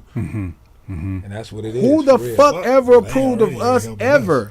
Well, and then I also got questions. I hear what you're saying, but I also got questions about the source of the cancelers, because when you're dealing with an internet that's open to any age, I remember there's a time period where Starbucks was apologizing for having Christmas colored cups. And I said, who's fucking 14-year-old created this as a controversy? Because I'm like, this can't be adults that are sitting The around having a fact that debate. these niggas are letting motherfuckers tell them what is right and wrong. Billion-dollar corporation. But they let some Exactly. tweets where people are going off saying As basically that if- it's biased against folks who don't believe in Christmas. As if they're going to stop drinking That make my Starbucks. stomach hurt. And that's what I'm saying. Like, that's the tyrannical approach. Yeah. I feel like hip hop is missing. That's what Cancel These Nuts really is about. Yeah. And to finish that point, as I learned about marketing and I got to the simple skeleton of it, it's Right. so simple. I have a doctorate. That's my strength. Because, like, that's obvious. All I need to do is make things overtly obvious. That's marketing and nothing ever since. So that's your definition is, one more time, you said it's to make things overtly. Marketing is just storytelling.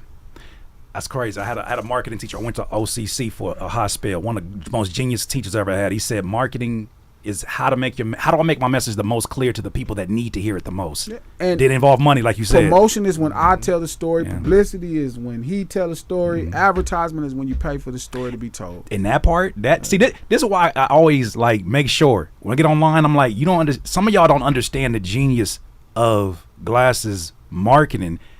Just being able to decipher there's a difference between marketing and advertisement. People struggle with. Yeah. Yes, that's true. They think their advertisement is the promo marketing, all that is in the same boat. Yeah, and you have to separate it because you be chasing your tail, and also you quit because you're like, I don't have enough money. That's another thing. Playing a different game, the wrong game. So my tyrannical approach is natural. It's not on purpose. I'm a tyrant in real life. Yeah, I'm a tyrant in a gang. Yeah.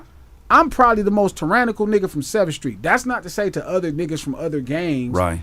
Like, there's way worse niggas. I wouldn't be in the top 15 worst 7th Street niggas as far as the nigga you got to worry about. I'm not in the top 20 niggas. Yeah. But check this out. Amongst them 20 niggas, this is going to be the most tyrannical thought out of all the homies. Shit. My shit is going to be the most tyrannical thought amongst everybody else. If you talk to them, they're going to be like, that nigga mine is crazy. So how does that translate to the music that we get on the project? Cancel these nuts, right? It becomes, what does the barbershop really feel? How do I express this artistically, and how do I express it artistically and then still with a scientific level that you still can enjoy? And one thing that we included in this project that I usually don't always have is humor. Yeah. Okay. Humor is the place that all throughout. Joey is a huge comic guy, and I realized like gangster rap got a lot of its messaging off by being funny at the highest levels. Yeah. Like the Chronic and Doggy Style are probably two of the most funniest albums in the world. I mean, it's the reason why you still hear Pinky getting used for every single skit you can think of. Right. It's like when it makes its mark in culture, it's gonna live forever. Yeah. Even like we think about some of the movies that are considered like the classic gangster flicks, like Menace to Society. The funniest parts be the ones where he's like, this nigga scared. Yeah. Like that's the parts people end up using in the clip. So it's like it contrasts the seriousness of the music with a little dose of like the comedy or this brand of comedy. Hands down. Humor. So when I listen to the project, right, I feel like with your ear. I know Rick Ross gets a lot of love for his beat selection choice, right? Yeah. I've seen it firsthand with you. Sure. I've seen, even if it wasn't my beats, I've seen a producer come in and you're like, nope. And it's not because the beats are not fire. Sure. Like you'll give them the props, but you'll be like, no, I know what I need to be over and what my voice is going to cut through. When I listened to this project, it felt like it was very intentional production-wise to sound a certain way, right? Yeah. More than anything, I just could hear music. Like I could work with way more stuff, but what happened on that project, it just ended up being a lot more festive than I thought it would before I started. And something that I've been looking for, obviously, since That Good is just this festive energy, really fun. I feel like the West Coast takes a lot of criticism, but our music was really always very fun and festive. Yes. Anything that you celebrated. Straight Outta Compton is super fucking festive. You can dance to Gangsta Gangsta. You can dance to Straight Outta Compton. DJ Quick, Tone Loc, you could dance to that shit. Fucking The Chronic, you could dance to Fuck with Dre Day. Yeah, if you look at the videos, that was one of the things we want to make that like this super hardcore gangster shit, but in the video, nothing gangster ever happens. Wait a minute, I gotta revisit this shit in my. I gotta revisit it in my. They're playing volleyball in Pendleton's. Wow, yeah. You know what I'm saying? They drinking at a party. So how ridiculous does it sound when they took this up to Congress and put this on posters and said this is what the kids is listening to when it's going to hell? And it's like, the imagery wasn't nowhere near what you're seeing now. Your fear is him going to the beach in a Pendleton playing volleyball. That's crazy. Nothing but a G thing. Man. You know what I'm saying? Just fuck with Dre Day. The whole Fuck with Dre Day video. Pendleton at the beach is crazy. You feel me? He wasn't at the beach though, was it? At the park. At the park, yeah. But even that, in the sand, playing volleyball with shoes. Ain't nothing happened, And then they leave there, so they open up in a house that has entirely too many people. Right. And then they go to the picnic where they're barbecuing. Yeah. Playing volleyball. Damn. Then they leave there and go to a house party in somebody's basement. What's funny about that? I remember the first time I ever met somebody from the East Coast, like I want to say he's from either Philadelphia or like the New York area. I went on a cruise with my family, and he asked me about like how is it living on the West Coast, right? And he asked me specifically through the lens of watching videos. He's like, y'all probably be having barbecues all the time, huh? I'm like, you think Yeah. California is one strip? Yes. Or one. He like, you got palm trees everywhere. I'm like, but when you live vicariously through it, that's how small your window is. And that's what makes hip hop great. Yeah, I think so. You know what I mean? Fuck with Dre Day, they're dancing in a parking garage. Yeah. You know what I'm saying? And this got protested. I'm looking at shit now where it's like, That's what y'all tripping off of? y'all like you hear songs now where you got folks like Actually dying.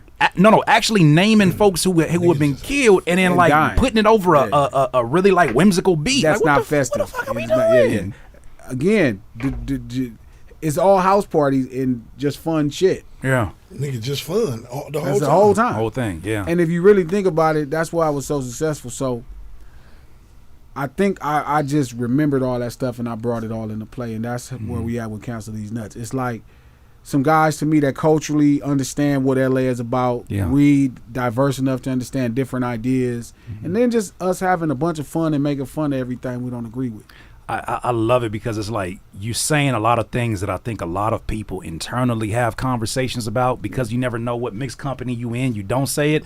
So when you hear somebody say it, even deeper than you would have even ever said it. I'm listening to Fed Up and I'm like, you know what? I think I am fed up. I am fed up. Matter of fact, I got my own shit that I'm fed up to where I can't. I want to leave the space to be respectful of other people because that's just who I am. But at the same time, respecting you can't be disrespecting myself. Yeah, I don't care about being respectful. And that's what's important. Yeah, I don't care Yeah. about That's something I've been learning. And a I'm lot actually the exact recently. opposite. Yeah. Yeah. I totally think I should disrespect you if I'm not fucking with what you're doing. I'm making fun of you. I'm finna laugh at your stupid ass. I'm gonna have 100 jokes because this is what living is all about. Yeah, you can't get Living away is from that. not all about making everybody always. Hip hop was always great at making people uncomfortable that wasn't from where we was from. I remember Ice Cube said in an interview, he was like, I don't know what hip hop is if it's not a going against something. If it's not going against something, what is hip hop then? Well, even if it's not going against someone, it's a specific niche and a get down. It's specific. It's not. Nigga just being himself. Not Yeah, being it's scared not to speak androgynous. your mind. The argument for that would be being myself is going against fitting in with everybody else. Fuck him. You know what I'm saying? So in Fuck some that. capacity, Fuck 'em, even bro. just you being yourself, as much as it's not you trying to be rebelliously yourself, It just it's is. still, it's like, it's part of like the reason you rock with what you hearing in my voice. I remember you said it's about my music because for the life of me, I was like, what Glass is like about my music? Because it's the complete opposite. But you told me something that has resonated with me. Shit gave me goosebumps when you first told me this shit. But you were like, I don't fuck with you because you make the shit that I do. I make the shit that I do because I'm supposed to make the shit that I do. It's from my brain, it's from my inspirations and all the things that I've listened to. But he said, with you, what I identify with is authenticity, and authenticity is universal. Hands down. You being you. Bro, for real. Like when I go to your page and like the people who fuck with you, bro, they open to see if some shit is real or fake. Yeah. Like they not just gonna come on here and be like, fuck this or fuck that. They gonna listen and then go, yeah, damn, that shit makes sense. And people told me And I that's couldn't. cool. People told me that couldn't happen in the internet space because it's open to everybody. But I was like, nah. As long as I got these tools, like I don't gotta block you. I just mute you and put you in an echo chamber. My thing is, I can create an environment where if I want to talk to people who care about certain things that the general masses don't, I don't need 100,000 of you motherfuckers. No. At all. I get 100 of you that say I rock with what you saying, and I'm willing to go buy a project. Shout I'm out willing to to go Ryan show up Leslie. to a show. Yeah, shout out to Ryan Leslie, what'd he say with That's that? super fans. That's super fans. That's his whole theory that he built. But yeah, I mean, listen. Great art in hip hop makes uncomfortable people comfortable, and it makes comfortable people uncomfortable. So if I'm saying something like leave something for the bitches and it's bothering you, like it's more people, Like, it's crazy because there's more people that feel like they need to, I need to look like I'm against this. Yeah. Glasses, you're making fun of Kid Cudi wearing his wedding dress. You know, that means you might be gay too, because I'm like, well, Kid Cudi is not gay. What's the connection and the logic in Because that? they're like, if you make fun of somebody, Dumbass they feel like Oh, no. So this is why. they feel like if you're making fun of Kid Cudi or gay people, Yeah. which Kid Cudi is not a homosexual male, but Yeah. they like, then you must be gay. And it's like, because That's the only conclusion. Yeah, because they want to present themselves publicly as a good figure. Uh, So everybody's, giving money on camera to a homeless person. Glasses, I don't care. Like, as much as I care, I don't care. yeah. I'm not trying to convince anybody any longer of who I am. Yeah. If you either know it or you don't. A lady told me the other day, she said, you're chauvinistic. I told her that can't be true because I think women are greater than men. Yeah. And you're just mad that I'm holding you to that standard. And So- instead of her internalizing that information, Right. Too much. it was like, well, it's easier for me to believe you just hate women or you think men are superior. It's like, no, I think you're superior. Isn't that interesting? She says it's easier, Yes, but you did the work that she doesn't want to do. that's it. That's wild. Yeah, it's simple to do the work. That deflection. It's easy. I want you to do the hard work, though. Yeah, I don't it's- want you to take the easy route in this. Yeah, I want you to it's- do the hard work of understanding where I'm coming from, go research it and understand how offensive this is, yet you will not give me an opportunity to stand on what I believe in. And it don't change that she gonna still want to give me some pussy, because they still like masculinity in the most toxic form. I don't know why they even go get like you like it. All that show. If you tell Right. me, Glasses, you're a chauvinist, you just want to give me some pussy. Yeah. And I'm Yeah. not mad at you. You see a man in the purest form. You're like, I don't know how to feel, but I'm attracted to that. And I think it's a weird time because I don't know, like I look at this and I'm like, why wouldn't you? And I'm speaking more so I guess to the younger artists that, they come arguing everything I put up. But why would you want people to love you for who the fuck you're not? Because they just want people to love. But that's not love. And we know that, of course, but I'm just saying, like, We had this conversation too. different. The Yeah. difference between the most innate human desire is for people to care about you. Attention, connection used to be agents of care, exclusive agents of care. Yeah. 100 years ago, if you are a woman and a man gave you attention, right. the effort he had to put up, you could pretty much safely bet he cared about you. Yeah. If he wanted to communicate, he had to walk a long way.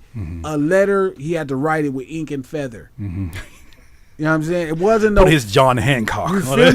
me? Hey, that shit. you had to be Yeah. super You had artistic. to Your be- handwriting had to be legible, right? So you Trying to would, write neat on purpose. yeah, you know what I mean? Like, because this is all you had. Fucking up, or you, putting it, or you had to fixing ride it, a do it horse again. to Yeah. go where she's at. So again, Yeah. being a player wasn't a possibility in 1923. Yeah, the amount of effort you had to put in. It just would be unplayable. Right. You can't ride to all these bitches' house. Can't ride to all these women's house. Oh, I'm tired. It's a lot of letters. It's a lot of feathers and inks, bro. You know what I'm saying? It's a You lot had to of find you feathers one. and inks. You had to gotta find you one choose because Abraham to Lincoln even wasn't get going it. around these different cabins to and like even get it, right? Right. So if That's funny. if somebody paid you attention, you could bet they cared. So that's an innate desire. But then fast forward today, just like McDonald's as a food place. Yeah. At one time, McDonald's was probably great nourishment. That got you the energy to go on the next day when it was in San Bernardino and Yeah. you went and you ate and you was like, man, I can go lift up 10 trucks after Yeah. this meal. It saved me a lot of time by being able to go pick up this food instead of making it at home. And it's just so nourishing. Yeah. Fast forward, it's convenient. It's only convenient. Right? It's not So food that no what's more. happening Yeah. is now, just like attention, Yeah. like I can like a girl's picture effortlessly. And because she like, that nigga Glasses like my picture, they will screenshot the picture and post it on their story. Like, see, that nigga's into me. This took me 2 seconds. Yeah. Yeah. The bar is low. No effort at all. The bar is low. So will Lil Nas X lie and act like he's gay for attention? Yes. Why do you? Because I heard you say that. I think I was on the headlines. And my channel don't even look for the headlines. Like we're Sure. just having general conversation. Sure. But with that said, why do you feel like that's Wisdom. put on for the show? Wisdom, intuitive nature. Again, I could be wrong as two left shows. And Sure. you could be sucking dicks every day. Right. But I don't believe it. My intuitive nature says use a fucking lie. And you realize how to market yourself. And these kids are absolutely brilliant at marketing themselves and getting people to care about their plight. Yeah. And they will lie. I'm starting to realize a lot of this shit is marketing. Yeah, it very much is. If not all. I think the Joe Smith with his old lady is marketing. That's marketing. Oh, I look right through don't it kind of give you the same, because y'all mentioned wrestling, don't it kind of give you the same thing when you was a kid and you was like, hey, is this shit real or is this shit fake? I sure wouldn't look the bitch up. You know, so you looked it up. You went right to the website. It worked. It worked. We got another one. We got another one. We good. We got another one. Yeah. Jada and Will, Oh my god, fraudulent. bro. And they did all that, and I'm not knocking, but you did all that just to be number 3 on the list, because it was going for number 1. All the covers they going for number 1. Yes. So even the marketing, and I feel like this kind of segues into a conversation I really wanted to have with you, Sure. aside from everything, because I'm excited to hear the energy that all of y'all are carrying on this project, the promo and everything that's going along with it. But I look at it and I'm like, other people are like, yeah, finally somebody says it. I'm looking at it and I'm like, finally something that feels like home again. Sure. Something that feels like what I came up on, and not that it ages itself, but just the mentality of like, no, that's why the fuck we fell in love with not just hip hop, but West Coast hip hop. Sure. Was that it was unapologetic. It was like, this is what it is at face value. If you don't like it, fuck it. It wasn't for Fuck you. you. But I think a lot of people have become like, especially with social media and the like button and just the engagement, they become people pleasers by default, and it's got them in a place where they're scared to do anything. They're scared to have an opinion. They're scared to make the music they really want to make because their They're friends scared to won't listen validate to it. what or they're looking for the validation. What do you mean when you say they're scared to validate There's it? people around that's from our shit that tell me on the phone how dope it is and won't say it publicly. Because they don't know how people going to feel. Man. They could just share a video. They could share something and literally market the business, but they like, I don't know, this shit is still risky. Wow. So at the end of the day, Yeah. That $2 million that I might get 10 years from now, I ain't gonna get it if I share this. yeah, like, man, this your stance. And I'm not mad at them, Yeah. but my thing is, like I told them, we would never have to fight over this space. Because Right. we the only sick-ass motherfuckers that's going to run this route. Nobody else for to fight over this space. They too busy trying to make friends to make history. Yeah. And that's what, like, obviously my audience is predominantly independent artists, independent music producers, and I separate that from up and coming, even though we do service the information to up and comers, but they're independent folks who are really doing this as a small business. And I think they overvalue, I have this theory that they overvalue the casual fan, somebody who's not even a fan. They're just casual. They're just looking at the shit you got. They hit a like on it. Don't mean they actually like it. It just means they acknowledge that its existence. But I feel like so many artists in general, especially independent artists, overvalue the casual. They tap dance for the casual. They do all kind of crazy shit to be seen. Hey, I'm over here. I'm dope. Yeah. Instead of the person that's like, oh, I paid $10 for your project. That's not even a thing. Like, when's your show? Meanwhile, they like, oh, I'll come back to you. But and that's how I feel. so with this, how So it's it's being, ironic. I tell yeah. him that all the time. What's that? I tell Joey, like, Joey be like, man, them niggas heard it and they not saying nothing. I'm like, it don't matter. That nigga heard it. It don't matter. Yeah. I don't need you to tell 1 million people that I'm dope. Yeah. These 5,000 people know I'm dope, and your 1 million gonna know I'm dope. I tell you, in the content creator space, something I learned by meeting folks who have a large following, they can't sell them a $10 product. No. I want to say you might have tweeted this one time. I think you said something like, some people are so poor, all they have is money. That's it. And so when I start thinking about, like, some people, the follower count is insert money. Like, they're so poor, all they have is their 1 million followers. Yeah. And when I think about that, I'm like, that is not the model to follow, yet and still, through the medium of streaming, because, I remove my music from streaming, through the medium of even like the idea of selling. Glass, I don't know if you've been looking at the timeline. It's been so many people coming out the woodworks who are fighting this idea of making more money off their fucking music. Sure. They are convinced. They are convinced, dog, that we are somewhere that we're not. What do you mean? The world thinks it's better and it's not. It's worse. Everybody thinks the world is advanced. It's not. It's behind. In what ways? Every last way you can think of. Technology doesn't dictate how far you are in the future. Technology is technology.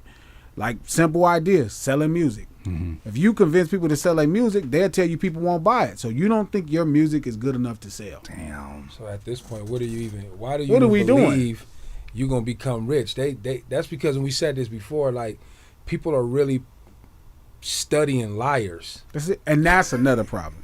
So, That's actually a somebody huge, called I it never even heard it like that till Yeah. you said it, but it's true. somebody called it the Clubhouse effect. Yeah, hands down. And so you got a bunch of people lying to you, right? And you sure. studying them lying, so then you set an unrealistic like you don't even know the people that's doing it because you listening to the people lying about doing it. And the ones in what they got the best cameras That's to tell actually it. true. Yeah. Like they're studying liars. Damn. And it's like, because if you talk to people that's really getting to it, Yeah.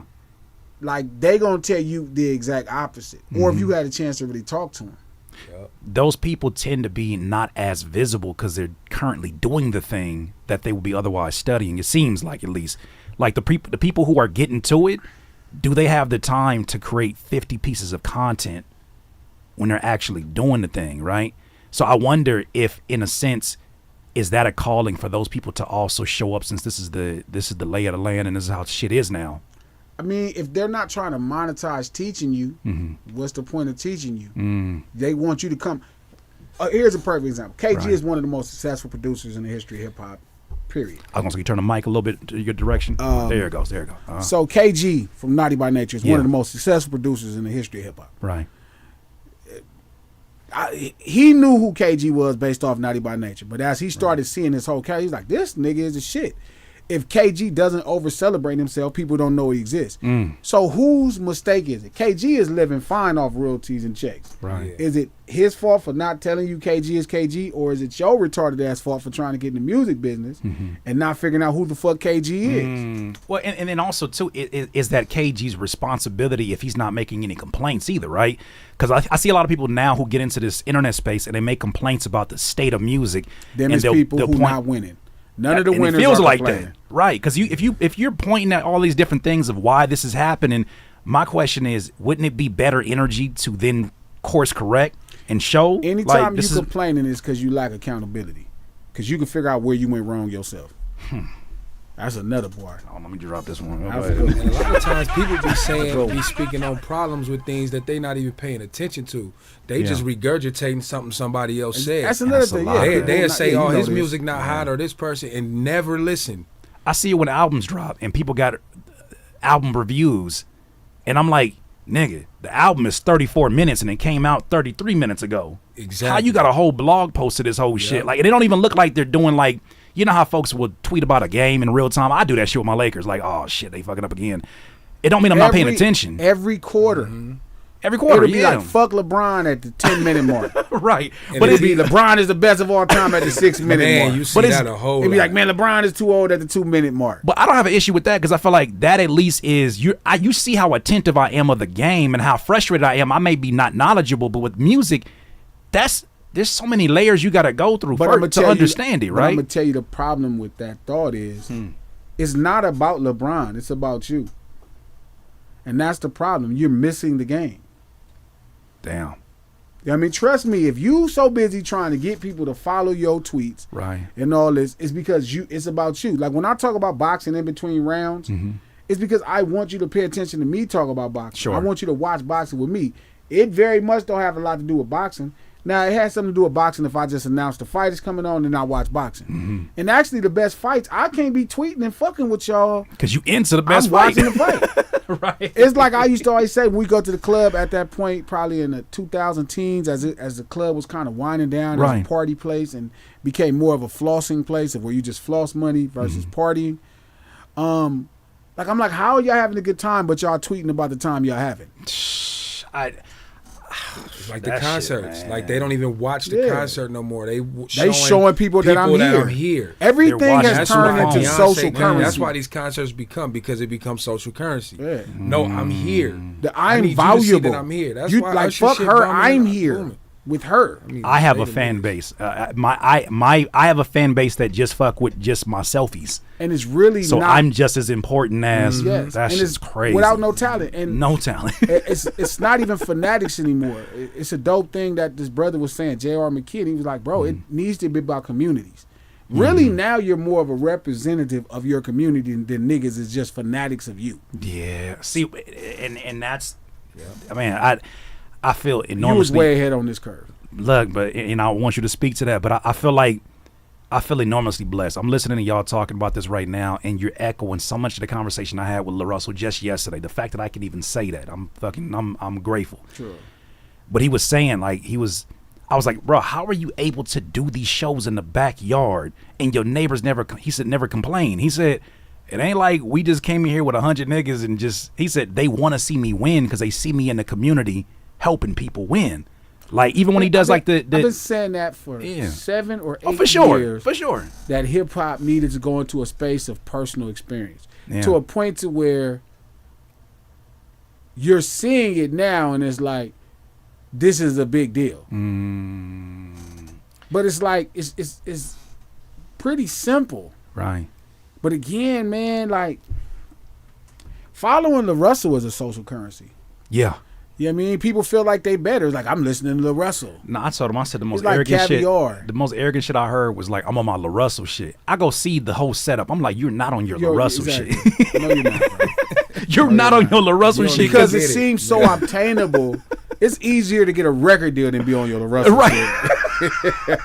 It's arrogant. But so, and you said I want you to speak on that too, but because I'm curious to hear about that. But you said I was ahead of the curve on something. Yeah, you understood the idea of community versus fanaticism. Like, you wasn't treating people like fans. You are treating people like y'all was all part of the same community, and you were the chosen elected spokesman. There was a time, though, that I felt like that was to my disadvantage because there was an era that I came in as an artist where if you didn't have a mystery on you, if you didn't have an allure, if you were too accessible, people took you for granted. Right. Well, both can be done even today. Like, Kendrick is a perfect example of somebody who does it today and it works out for him. You know what I mean? He did create a cultish movement around his shit. Right. Anything can be executed at any time. Right. Like, the tools now fit what you're talking about. That's what's changed for you. That was the tools changed. Because I didn't have the tools for sure. The tools didn't exist. None of the shit, bro. Like, remember when I came in the game in 2005, YouTube had just came out. Golly. YouTube ain't 50 years old. Yeah. YouTube was the other day. Yeah. And that changes everything. That tool had evolved a million times. Even the fact that we're live on YouTube now. Yeah. I remember there wasn't any live. I remember they used music videos to empower their platform. Now they squeeze you if you put up music videos. Like, look, we don't want no music video. You need to come talk to these people. They want more. Are you got some vertical videos? Can I see a vertical video of every song that you got on the project? Because that's more doable. Can you make them 58 seconds or less so they can fit inside of our, so. It's true. I just don't play by no rules, including YouTube rules. And it fucks you up. It makes things take a little longer, but in the long run, I get it.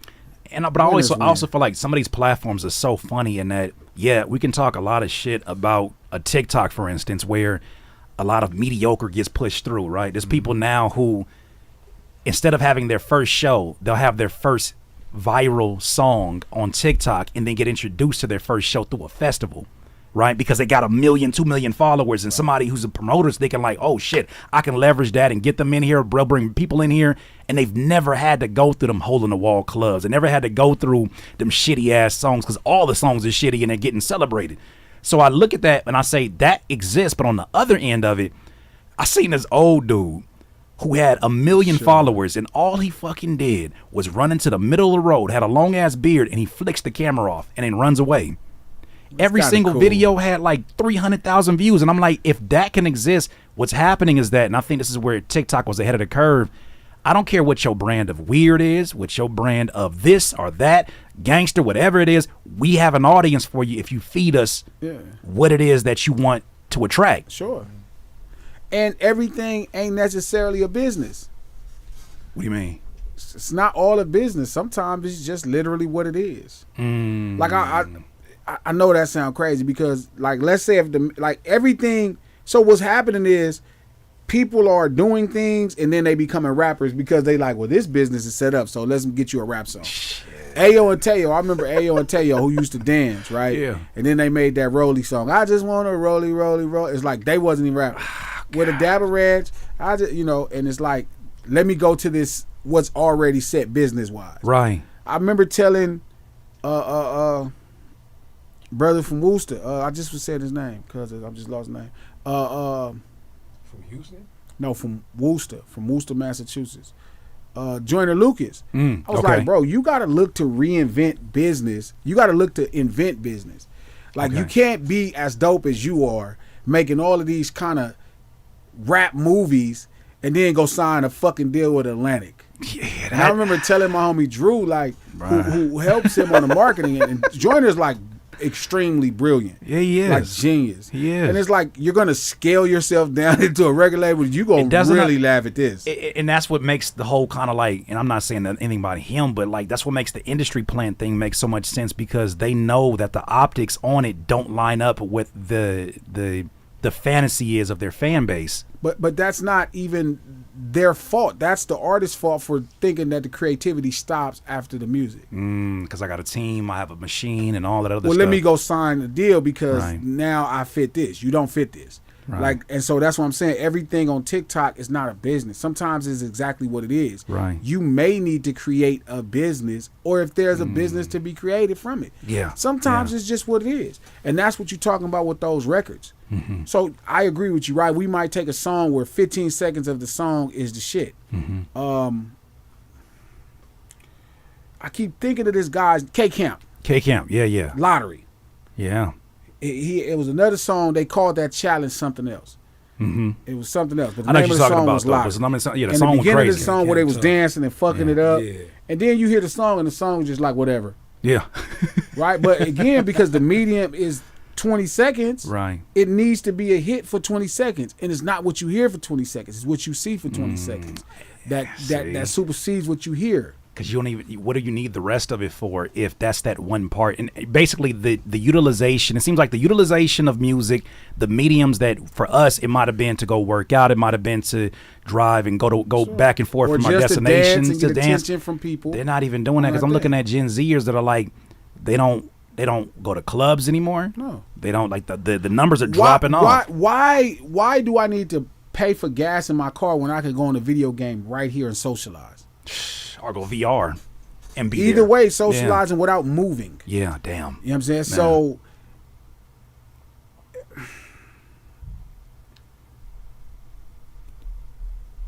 how do I say this? Because I'm trying to get it right without sounding like super judgmental. Yeah. It's I'm you gonna let need you a cook. lot of people to really start being creative past where they're being creative at. Okay. Like that has to happen. Who's they when you say that? This generation that we're talking about. Okay. Like you should not be doing traditional things in an untraditional time. You know what I It doesn't mean? make any sense with the time or the technology. Right. Like, if you have a dope 15-second clip, like why are you trying to go sign to a record company? Which I, for the life of me, don't Something understand. we were just talking yesterday. I was Man. telling Gene this, and I was telling one of y'all. The term album came out when 12-inch vinyls came out. It didn't exist before that. You know what I'm saying? 12-inch vinyls came out in the 40s. So it is records before then, huh? It wasn't even before? that. It was phonographs, right? It's They even phonograph. call them- Oh, yeah. You know what I mean? And so music has always been based off what it fits. And that's the thing we feel like is different today, right? But it's not. Like at one time, singles was a shit because vinyls was only 7 inches, and Right. the players was only meant for 7 inches. Right. 12 inches changed it up. Cassettes changed it up. CDs changed it up. Yeah. We're not doing that. So many things we're playing by old rules. Yeah. When there's so many new ways to do things, and I was saying that to them, like. Even at this space, I agree. You still make albums, so why are you on streaming? It's not a press for you. That was my question too about because right now, with you considered independent right now. Yeah, Everything I'm independent. not 100%. signed to an independent record label.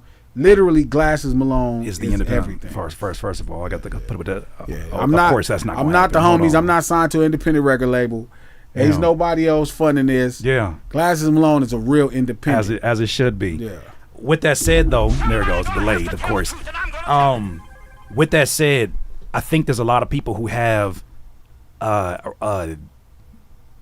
a skewed point of view when it comes to what independence is, what it looks like, and even how much more attainable some of these things are. When I was talking to Brian Z once again, he was talking about the idea that he wishes that more people would see the possibilities in being a middle class artist, is what he called it, right? And that you may not do arena tours, but you're living off of your music for the next 30, 40 years. I just told him. Just talking about that. And Really? see, I don't Yeah. even call that a middle class. I hate the term middle class artist because what that does is it robs artists from creativity of being the greatest they can. And it starts making them shop in this space of doing business. Like, let me keep putting out this mediocre shit and people gonna buy it. I see what you Here mean. it is. Yeah, So yeah, I don't yeah. like that term middle class. I kind of already branded that shit 10 years ago like that's the worst thing that's happening. Got it. Right? And I can see that happening a mile away. But I tell them all the time, you don't have to have a McDonald's version of food in a single chain. You can actually have really fire ass burgers and do the business. You know what I mean? Yeah, So I say that to say, like I tell them all the time, you're just opening a burger stand. Everybody already likes burgers and fries. You don't got to Right. convince nobody else to like it. We make gangster rap. Right. I'm about to say, what is that burger stand for? Right, you? burgers and Yeah, fries is gangster rap, right? Yeah. Like, let's say East Coast hip hop is fried chicken. Well, burgers and fries is gangster rap. Yeah. Ice-T came out. Ice-T is like the diner. Yeah. He's like the drive-up diner. They realized if we put these two together, Yeah. this shit right here, Easy. people fucking with this. So I can sell this. I could have other stuff on my menu because Ice-T had a lot of shit on his menu. Right. But he had burgers and fries. And it was like, damn, that's a good combo. Yeah. And then And they Cube gonna never comes lose. along. Yeah. He's like White Castle. He's like, yo, I'm not gonna sell nothing else Except for but these burgers. and fries. Let's get Lot of all these stacks. pork chops off the menu. I'm gonna make them smaller to give you more Yeah. of the Fire, thing you too. came here to get. Yeah, let's get all these pork chops off the menu. Chicken. It's just gonna be burgers and I need fries. you to get to who's in and out. Who's in and out? So this is the point. Snoop Yeah. Dogg is McDonald's Snoop Dogg's McDonald's. Okay. as far as burgers and fries. Okay. Like, he is the most commercial version of burgers and fries you're gonna ever get in your life. What I love about all those Snoop analogies, is that it doesn't. There is no like. There's obviously like a different levels of this, right? There's different hierarchies in terms of how culture views it, but all of those make money Every last one of them are multi Great 8-figure, 9-figure bit. for the rest of your life Yeah, I mean, type money, forever. right? Forever money. Right? Yeah. So then that's the point I was telling them. Right. In and out is the last choice that's not there. Right? In and out is the closest, but I don't think that's even there. But I think it's when you decide that burgers and fries and you get the right quality, and that's where I think we're trying to fit at. Whereas like when you think of West Coast hip hop in its most traditional sense, but it's still classic to last long enough, that's what Cancel These Nuts represent. And you know, I had to first of all, I had to buy the physical copy appreciate because it's that, like yeah. when I saw that available and I saw the autograph on it, I was like, easy. Like that's Yeah, that. What do you sure. mean? And it's not even a matter of. I think people get it fucked up, and I end up having to correct a lot of people when they come to me with their grievances and issues, which you already let me know that has more to do with them. But when they say shit like, why would anybody buy a CD? Who's buying CDs? I'm reminded of the fact that even though most new cars are not being produced with new CDs, most people don't have those new cars, Man, it's- and they have Ain't CDs. nobody got no see the fucking cold bucket on ain't our nobody way got no here. fucking brand new car. But even what I'm getting at is this: is that irregardless of if people are not using music in the same way, they're not even valuing music in the same way. A lot you see right now in this room, I got a Dilla vinyl, a Sade vinyl, and it's just hanging up on the wall. But whoever said we wasn't? What do you mean? When did that happen? So he wasn't doing When what? did we decide that we didn't want to pay for music no more? This is my Or question. did somebody offer you the Yeah. opportunity to not pay for music And this anymore? is my question: is how much of this shit, how much unlearning must happen when you establish, okay, this is the burger stand that I'm at. You gave these different examples, brilliant examples. This is the burger stand I'm at. This is the kind of packaging we have. That's why I love what you do at the Crip store. Sure. I got a blue package in the mail, Facts. and then I looked at it for a second, and I was like, "Hey, hell, I get something from the Crips," and I was like, "Oh, that's glasses. Okay, cool. Open it up," because I had saw that for the first time. I was like, was trying "It's to blue recruit me." I was like, "Hey, wait a minute!" But I think that's so genius because it's like that's an experience you can't stream. I remember Nipsey said this. It's an experience you can't stream. So when I see that packaging, I pulled up on the camera, and the first thing I took a picture of was the blue packaging. I didn't even get to the music yet. Open the music up and did that. So when I see that, I'm like, that to me is the difference between somebody who's saying, why would somebody do a music? I'm like, fam, the reason why people buy things, remember Tony Robbins said this, it's for 2 reasons and the list is over. The first reason is to avoid pain. The second reason is to achieve pleasure. List over. Anything that you can think of, crazy. they fall in those 2 categories. So if that's the bar, you can't sell a fucking CD. Exactly. And it's not even just about the CD. It's just about selling. Sell any, and actually, I'm glad you told me that. Yeah. Because that's important to know, and it goes into why people who buy my CDs that have Spotify, Yeah. they just want the pleasure of buying it. Yep. And sometimes people be, I mean, we know this because we create these communities and people just damn, and they like, I'm in. Yeah. But it's something that they need to know, and I talk to them all the time. Like, Right. we grew up on Tams on the east side and Toms on the west side. Like, we don't need 1,000 burger stands. We just need 1 burger stand. Just eat my burger stand. Like, these niggas are premier, the Giants are premier chefs. They can cook. Yeah. It's a couple little things about their packaging that could be a little bit better. A couple little things about how long it take them. A couple small things about the products and qualities going into it. Right. That's easy stuff. Right. But the thing is, like I told them, is like they could always cook, but they were so busy trying to sell their recipes to major chains to create a business for them. Damn, that puts a lot in perspective, because I see a lot of folks out of here who talk a good independent game, but it seems like at every stop they're trying to sell their recipe. Yes. Or trying to convince people that their recipe is just as good as what everybody else. It's just as good as McDonald's. I see you was on an interview. That shit had me cracking up. You said you compared Drake to McDonald's and Madonna. And Madonna, right? Yeah. And I definitely want to get a little bit of that in case people didn't hear that. But when I think about that, I'm like, first of all, you're not playing that game. No. If it's just you and you ain't even got a team, first of all, there's no way in hell you could think that you're playing that game. You don't need to. We was talking about it the other day. I was like, every album I put out, if we sell 4,000 copies, that business is set. So, somebody told me, even with Currency, they were getting on. I guess Currency was receiving criticism as an independent artist for only doing this amount of streams, but he was like, if he releases these 2 albums and knows the threshold he has to meet, I'm making more money than what you would get for the streams. Doing a business again. Doing a business, and that's the big difference. Yeah. Some people, again, everybody's not in the record business. To me, somebody like Tech Nine's in show business. Because that's what he does the majority of the built year. Off the show. Damn near 200 Some shows. Some people are built off of music business, and at that point, you can establish your business completely different. The problem is when you sign to a record label, their business is set, and that's what I was telling Reason. I was like, bro, like, you're out. First off, imagine you trying to argue marketing with the niggas who marketed SZA and Kendrick Lamar and Schoolboy Q. You lose that. There's nothing else you can say. I don't give a fuck if you went to school for this. I don't give a fuck which book you read.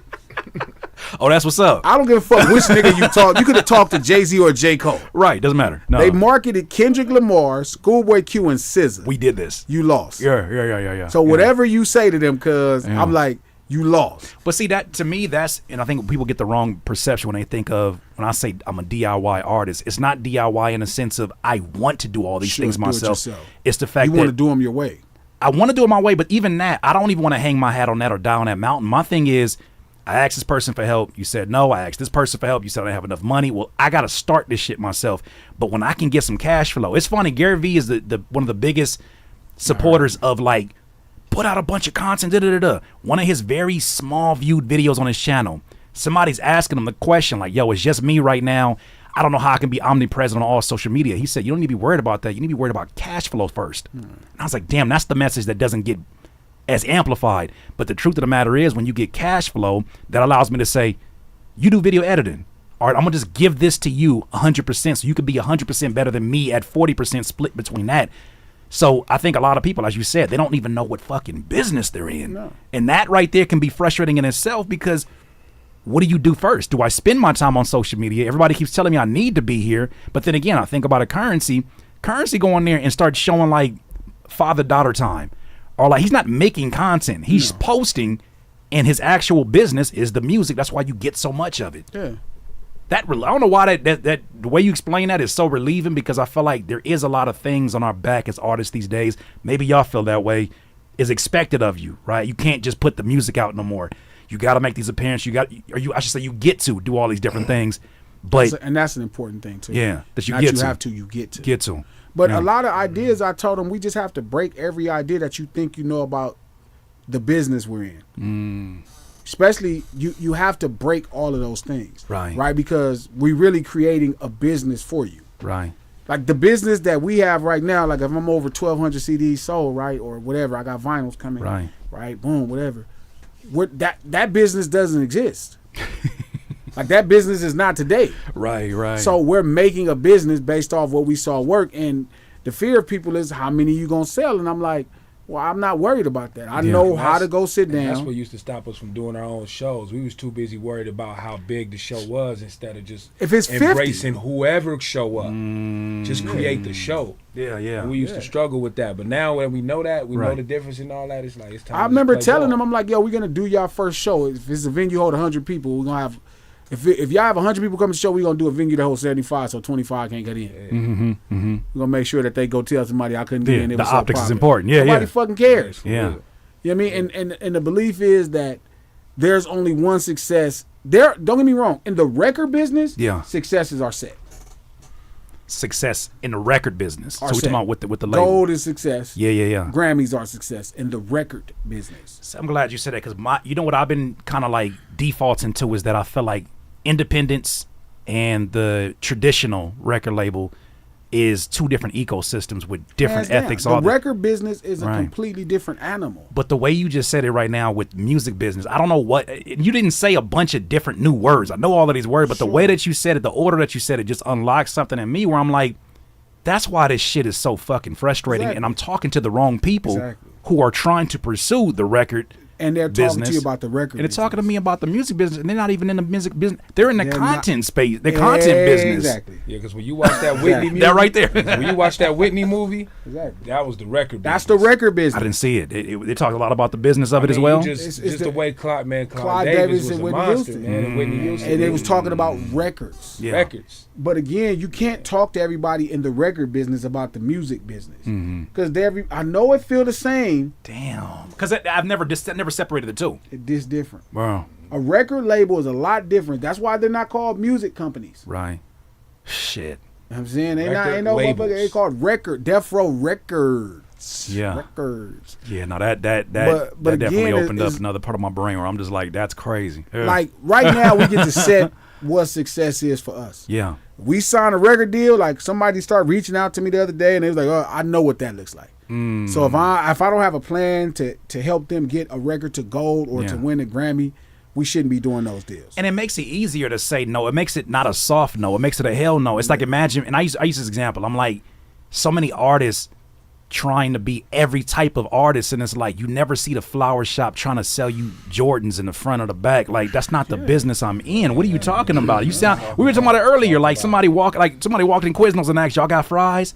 And I look at the menu like, are you crazy? But we don't do that when it comes to the music business, because we immediately assume that everybody wants the same goal. Now. They be like, Glasses, man, why you can't make like this? Yeah, why you like this? Why y'all don't do that? Why you ain't trying to go get that feature? And it be people. Why you say that them people could take that the wrong way and they not fuck with you? Yeah, that's the business I'm in. Yeah, I'm in the business of rubbing your favorite artist the wrong way. Yeah, and the people, but it's true. But it's true, because the people who actually show up are the folks who are going to come to you and support you on an even. They're going to support you in a physical product. They're going to come to the shows, because those are the kind of people who are like, I have been waiting for somebody to say it, and I'm so glad it's one of my favorite artists, and y'all saying it. It's easy. They're not talking about like, and that's something I had to unlearn, is that get it in person too. I'm going to get it in person. I had to unlearn this part of it, is that I for the longest was like, man, shows is not doing what they was doing in terms of numbers before. It's because we're competing with Netflix and we're competing with all these. But I'm like, but at the same time, I'm like, no. The people who make that a competition are not the people you want to lean into. So that's why I spend so much time here on the internet and the live streaming, because it's like, these are the people who are like, I'll spend 6 hours, 7 hours with you watching you cook up a beat, even though I'm a producer myself, even though I'm an artist myself. Or these are the folks who are like, yo, I want to see other independent artists win because you want to see us win. there's a difference, and you don't need 1,000 of those. Because remember, there's the 1,000 fan theory, because you can get a super fans. I sent you. Right. 1,001 fans. You saw that where Ryan Kelly, I think, is the one that made Ryan it. Leslie. Right? No. Ryan Kelly was the one that wrote an article about it. Yeah. And then he branded it afterwards, right? Yeah. But this dude wrote an article saying that if you get 1,000 people that'll pay $100 a year, that's $100,000 easy. But that's Ryan Leslie's shit from the start when he created the super. Yeah. But even that concept is great, but it's like, stop doing that. You don't even need that. You Don't put the worry 100 about in. 1,000 shit. Worry about making as many motherfuckers Look. speaking their mind, rounding them motherfuckers up. And that's it. Because you say 1,000 and you be like, oh, this is success. Yeah. That's cuz success. Yeah. You might be worth 10,000. When I first put out Counsel These Nuts, it was like 200 CDs. Right. I sold 200 CDs in the first 2 weeks.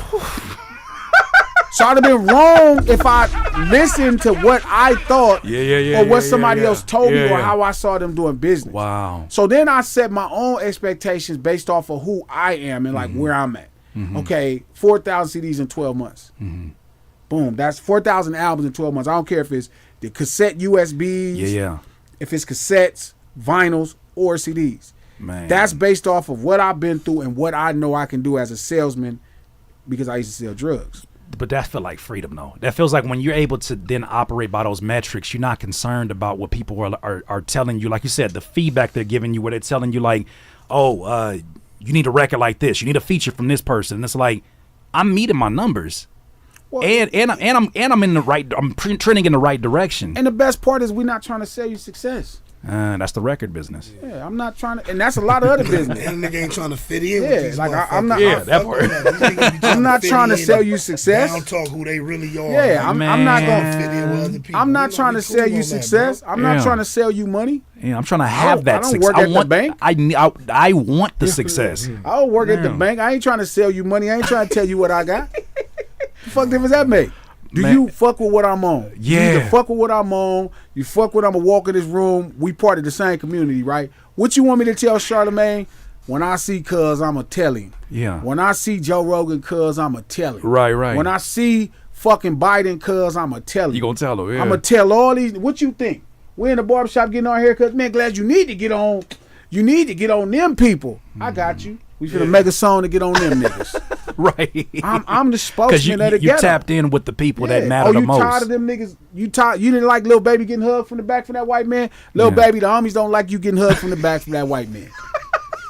The homies don't like, you don't like them fingernail polish? Hey, you niggas wearing fingernail polish. You And here niggas we is are. lame. Yeah. You feel me? And that's really what it's all about. So we're not in the business of selling you money. Yeah.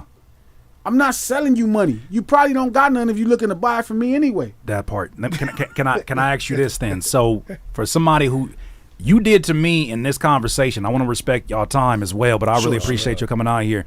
You did to me with that conversation, which you described with Head with the BPM conversation, because now it got me to the point where it's like I can talk so much of this independence and I stand on everything that I talk about, but I'm still human, and I have those moments where it's like, fuck, should I take this post down? It's not doing numbers. What are the optics on that look? Sure. Damn, if I put this out here, will the optics be the folks who support me feel like they're the only ones in this moment?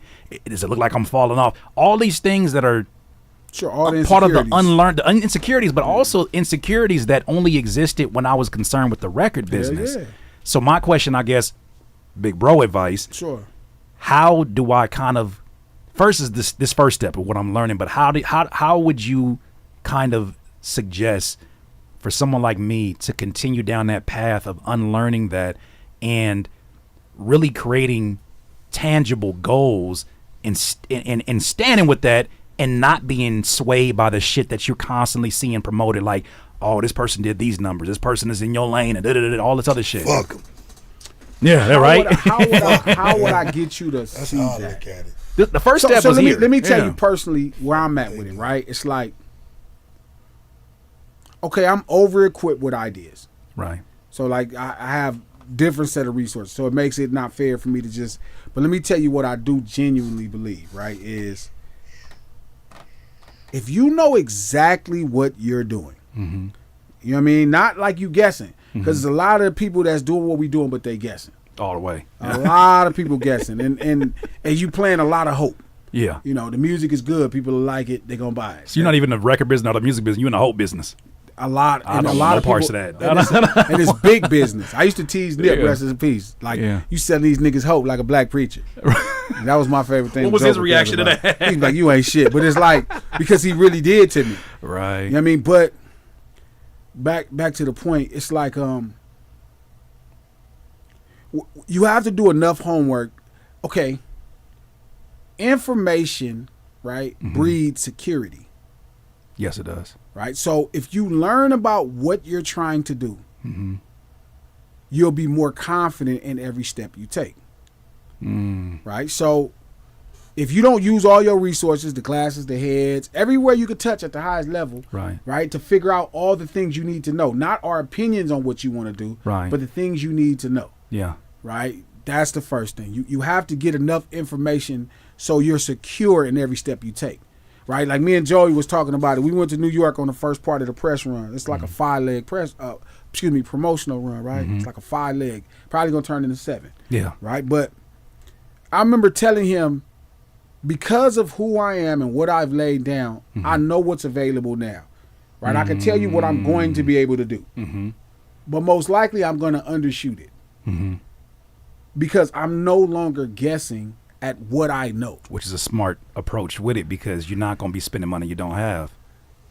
Well, in terms of like, if you're projecting, shit gonna always come out. You're gonna always Yeah. go over, but Yeah. that's not the point. Like, we was in New York, right, and we was going to do the Breakfast Club interview, right? We ended up guest hosting the Breakfast Club. I couldn't pitch for that.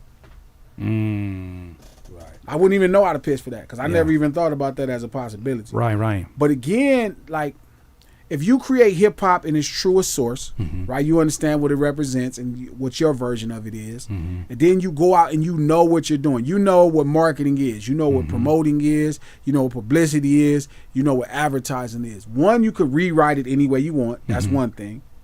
You could rewrite. I could rewrite promotion any way I want. True. Yesterday, between these interviews, I did the Breakfast Club, Brilliant Idiots, blah, blah, blah, blah, blah. Yeah. The interview that just happened to go viral, a piece that shared my intellect and how I think, was on something I did with somebody that was in Burbank, the homie Big Court. Wow. Okay. Yeah. So again, you won't know how everything is going to lay out. So the advice I would give you is, one, know what the fuck you doing.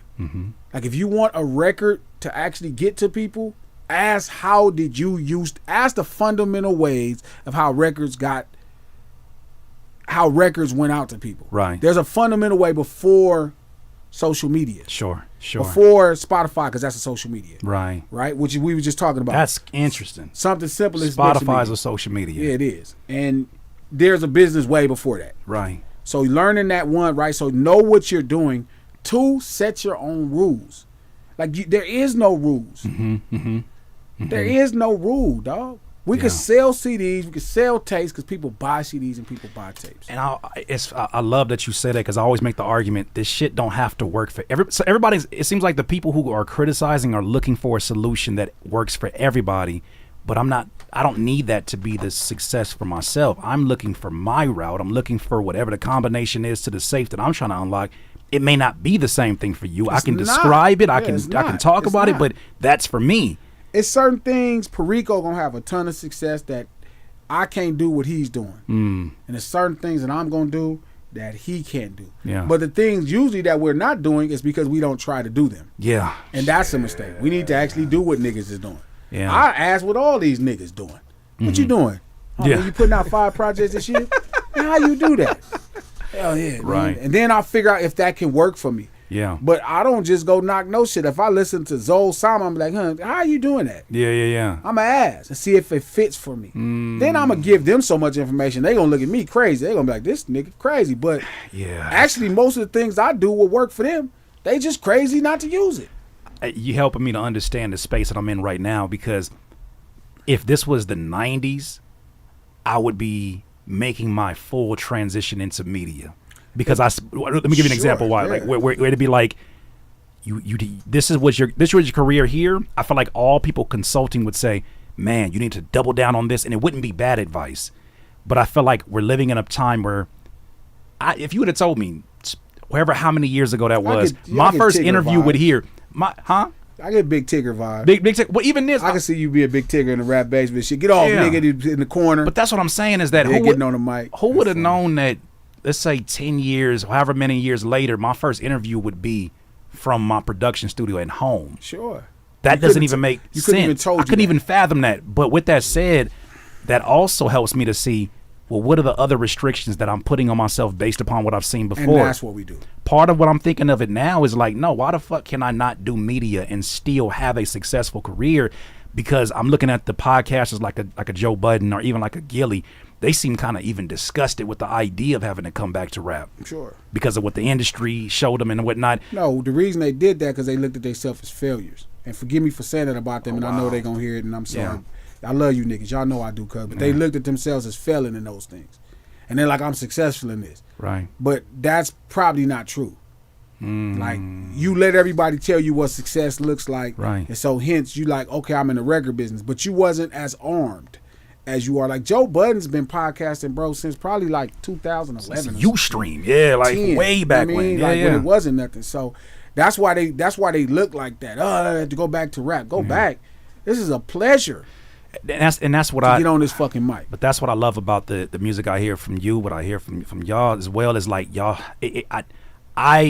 It sounds crazy to say this because I never thought it'd be a time where it would be a rarity to hear an artist's love for their music in their music. Yeah. Because now it seems like, and it's not that it's a bad thing, but some people love the end results of sharing a certain type of music. But when I listen to music now, I'm like, I have a lot of conversation with my guy Stevie. Shout out to Stevie Crooks about just performing art at his highest level. And when I'm listening to what y'all are doing on this project, when I listen to the music that's coming out, it don't sound like it's trying to be anything except for the highest level of what you can produce in that moment. That's the shit that gets me excited. That's the shit that gets me hyped about sitting in front of this process, which can sometimes be tedious. It can sometimes be a lot, especially doing it by myself at times. But I get to, and knowing that there's other people who are like, nah, this is it. One last point. LaRussell's grandfather said, I don't think sometimes artists understand how important they are. They said whenever countries are at war and one takes over the other one, the first thing they take is the art and the culture. Mm-hmm. Take that. That's how valuable art and culture is. Yeah. But we're in a time where there's people who are shaming you for giving a shit so much about what you're doing. For like looking at a bar and being like, nah, that shit can be better. I'm going to go back. I heard what you did. Now I want to. They're looking at that as like toxic for their mental health. Yeah. And I just feel like the Twilight Zone sometimes when I'm talking to people. But the fact that the fact that people feel like they should be able to talk to a person like you or me about art is the biggest joke. That's what sometimes you gotta just be quiet, let them talk. It don't even. It's the biggest thing. Yeah. Like one thing I realized is like you niggas have no space. That's why when niggas talk to me about hip hop, it's like you have no space to really talk to me about this. But I'm gonna entertain you anyway, right? Because you wouldn't give up. It went to a space, dog. I'm gonna say this, and so we can get the fuck up out of here. For sure. And thank you once again. I've been eating once a day, yeah. So I'm starving. But I'm gonna say this, bro. What I sacrifice to know what I know about hip hop, nigga, ain't nobody never paid this price. There ain't a nigga breathing air paid this price. And I can say that comfortably. Yeah. Nobody gave up being a millionaire to do it. See, everybody became a millionaire to do it. Yeah. Nigga might have stopped selling drugs because they thought they was gonna go to prison to do it. Right. Then no nigga stopped smack dead in the middle of their career, stopped putting out records when they could have been kept making $250,000, $300,000 a year. That's $1 million business a year to figure this shit out. Man. Then no nigga do that. So no nigga really got we out in New Jersey, we go take KG out, my nigga, try to feed him, nigga, just to fuck with him and talk to him. Yeah. None of these niggas don't love this shit, dog. That's why can't nobody. That's why I go sit on these platforms. When I go sit down with Math, I go sit down with Gilly, I go sit down with Noriega. What I paid for this nigga to know this, man, a nigga gonna have a hard time telling me you're gonna struggle. That's not to say I'm not listening to you. Right. But trust me, when I'm talking to you about it, bro, there's gonna be like when I'm talking about Drake, like we were saying, I know what's going on. Yeah. I'll let you entertain me with conversation. And I don't even ask this as a rhetorical question, but it's like, why would they want to question somebody that you see the evidence of a deep thinker? Because they don't see the evidence. Because they're not looking. What they're doing is I like Drake. So if somebody says something that they feel is not friendly to him, then that means they're hating or there's a social currency in speaking my mind. and I don't mind because I will fucking tell you. And then once I realize we passed sharing information, I'm just not gonna share it with you anymore. Yeah. Because what I paid to know this shit is crazy, and you not willing to go through this to know it. Nah, at all. Well, I gotta say, man. First of all, round of applause. I would love to have y'all back up here. So because I want to make sure. At first I just wanted to reach out because I'm like I've never had an opportunity to have this kind of conversation. Honestly, I watch your content a lot, bro, and I learn a lot. I get inspired a lot. So the fact that he was coming here, it wasn't even. I mean, I'm thankful, but I really came to listen to y'all more to tell my story, man. So I appreciate it. No, I definitely want to have y'all back up here because what's crazy is, not to cut you off, forgive me, I know you're in the middle. You good. But like White Lightning too, like I figured out how to sell it. Yeah. So I had to go through all this stuff to figure out how to sell something that I think is the greatest product in the world. Yeah. And then framing it away. Like, it'll be so fucking exclusive away from like, you're not good enough to get this. You don't deserve Watch this work. But that's how they do traditional art. Exactly. Is it funny, the Russell was saying, he said, it's crazy how they look at the nigga that bought the one of one, and it's like, nigga, you got that on your wall. Yeah. But one of one in this capacity, I think even Vince Staples said it, is that they look at you crazy, like you only sold 40,000 copies. Yeah. Like you, but because everybody ain't in the art business. Everybody's some people. I know people in the record business. I know a multi-platinum artist right now. I ain't gonna say the names. I ain't gonna put it out there like that. But he don't want to do what we talking about because he look at selling 8,000, 15,000 copies of a record as a failure. Because he can do it because he was raised in the record business. Raising the record business. Yeah. Too easy. It is a failure to somebody that's playing by record business standards. Right. I had no idea. I knew he was going to come here with gems because it's based upon all the, of course, all the stuff I just know about your knowledge of this, but I had no idea how helpful it was going to be for me. Yeah. And I just got to say, one last thing. I know y'all about to go get some food, but thank you. Oh, man, you already know. Because I don't think you have it. I mean, I don't even know if you would know how much just the initial conversations shifted my point of view with it, seeing you do it, seeing you have your own building, seeing it, like even before I even knew about Nipsey's movement and was inspired by that, I saw you, and I saw you do it at a time where it was like, no matter if you had it figured out or not, it was a whole lot more figured out than anybody else I saw around, right? Yeah. And I was in a lot of rooms, and I saw that, and even today, I'm grateful to call you a brother of mine. I'm grateful to be able to pick your brain on these things. But even with the White Lighting too, I'm glad that I'm at a place now where I feel like I could bring something to the table in terms of that as well. More. And the conversations we'll have. Yeah. But one last piece of advice, man. Sure. If they playing today, you shouldn't be competing with them. If they playing today, you shouldn't be competing with them. What do you mean? We shouldn't be competing with no artist today. The artists aren't good enough. Every artist we should be competing with has stopped making music or literally like died. Wow. Straight up. Yeah, you fuck my day up. I swear to God. Fuck my day up. I'm gonna think about that shit all day now. Swear to God. For real. Like, what do we really compete with? Like we fuck them. Yeah. We like, who should I really be competing with right now? It's an answer. I'm sorry, I'm not gonna prolong this no more. But you said to me one time, and I'm not gonna say the artist, but you were talking about like, Curtis, you good. He said, you don't understand right now because you working that you're jogging. This is what you do. Yeah. He said, there's niggas out here that are running full speed sprint, and they think that they're racing with you. And it's like, you got headphones on and you just look to your side and it's like, oh, you thought it was just a race? This is my jogging speed. And everybody treats it like a race. And it's not the fastest person to whatever. Yeah. It's getting there. This shit is not any type of race. Yeah. There's no type of Ice-T made me understand that he like Glasses, who you are is always gonna be, you have to keep that. So when you get there, everybody gotta respect you. Yeah. Snoop, Ice-T Too Short, you know what I mean? They can call a woman a bitch and not lose a sponsor. Look, Ice-T ain't losing none of them. What show is he on? Was it SVU? SVU. He ain't never gonna lose no SVU situation. When you look, it say Ice-T. Yeah, he ain't changed that up. Ain't no I love Tracy it. Morrow. One day I'm gonna talk to him. I love the fact that exists. But man, one round of applause for Glass Malone and LA Giants. I appreciate you genuinely. Thank you to those who came in here in the chat. Shout out to y'all for being eyes on the wall and whatnot.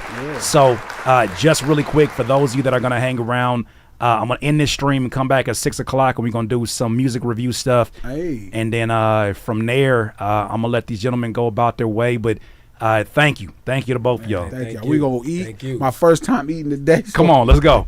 All right. Y'all have a good one. DIYers, thank y'all so much again. Peace.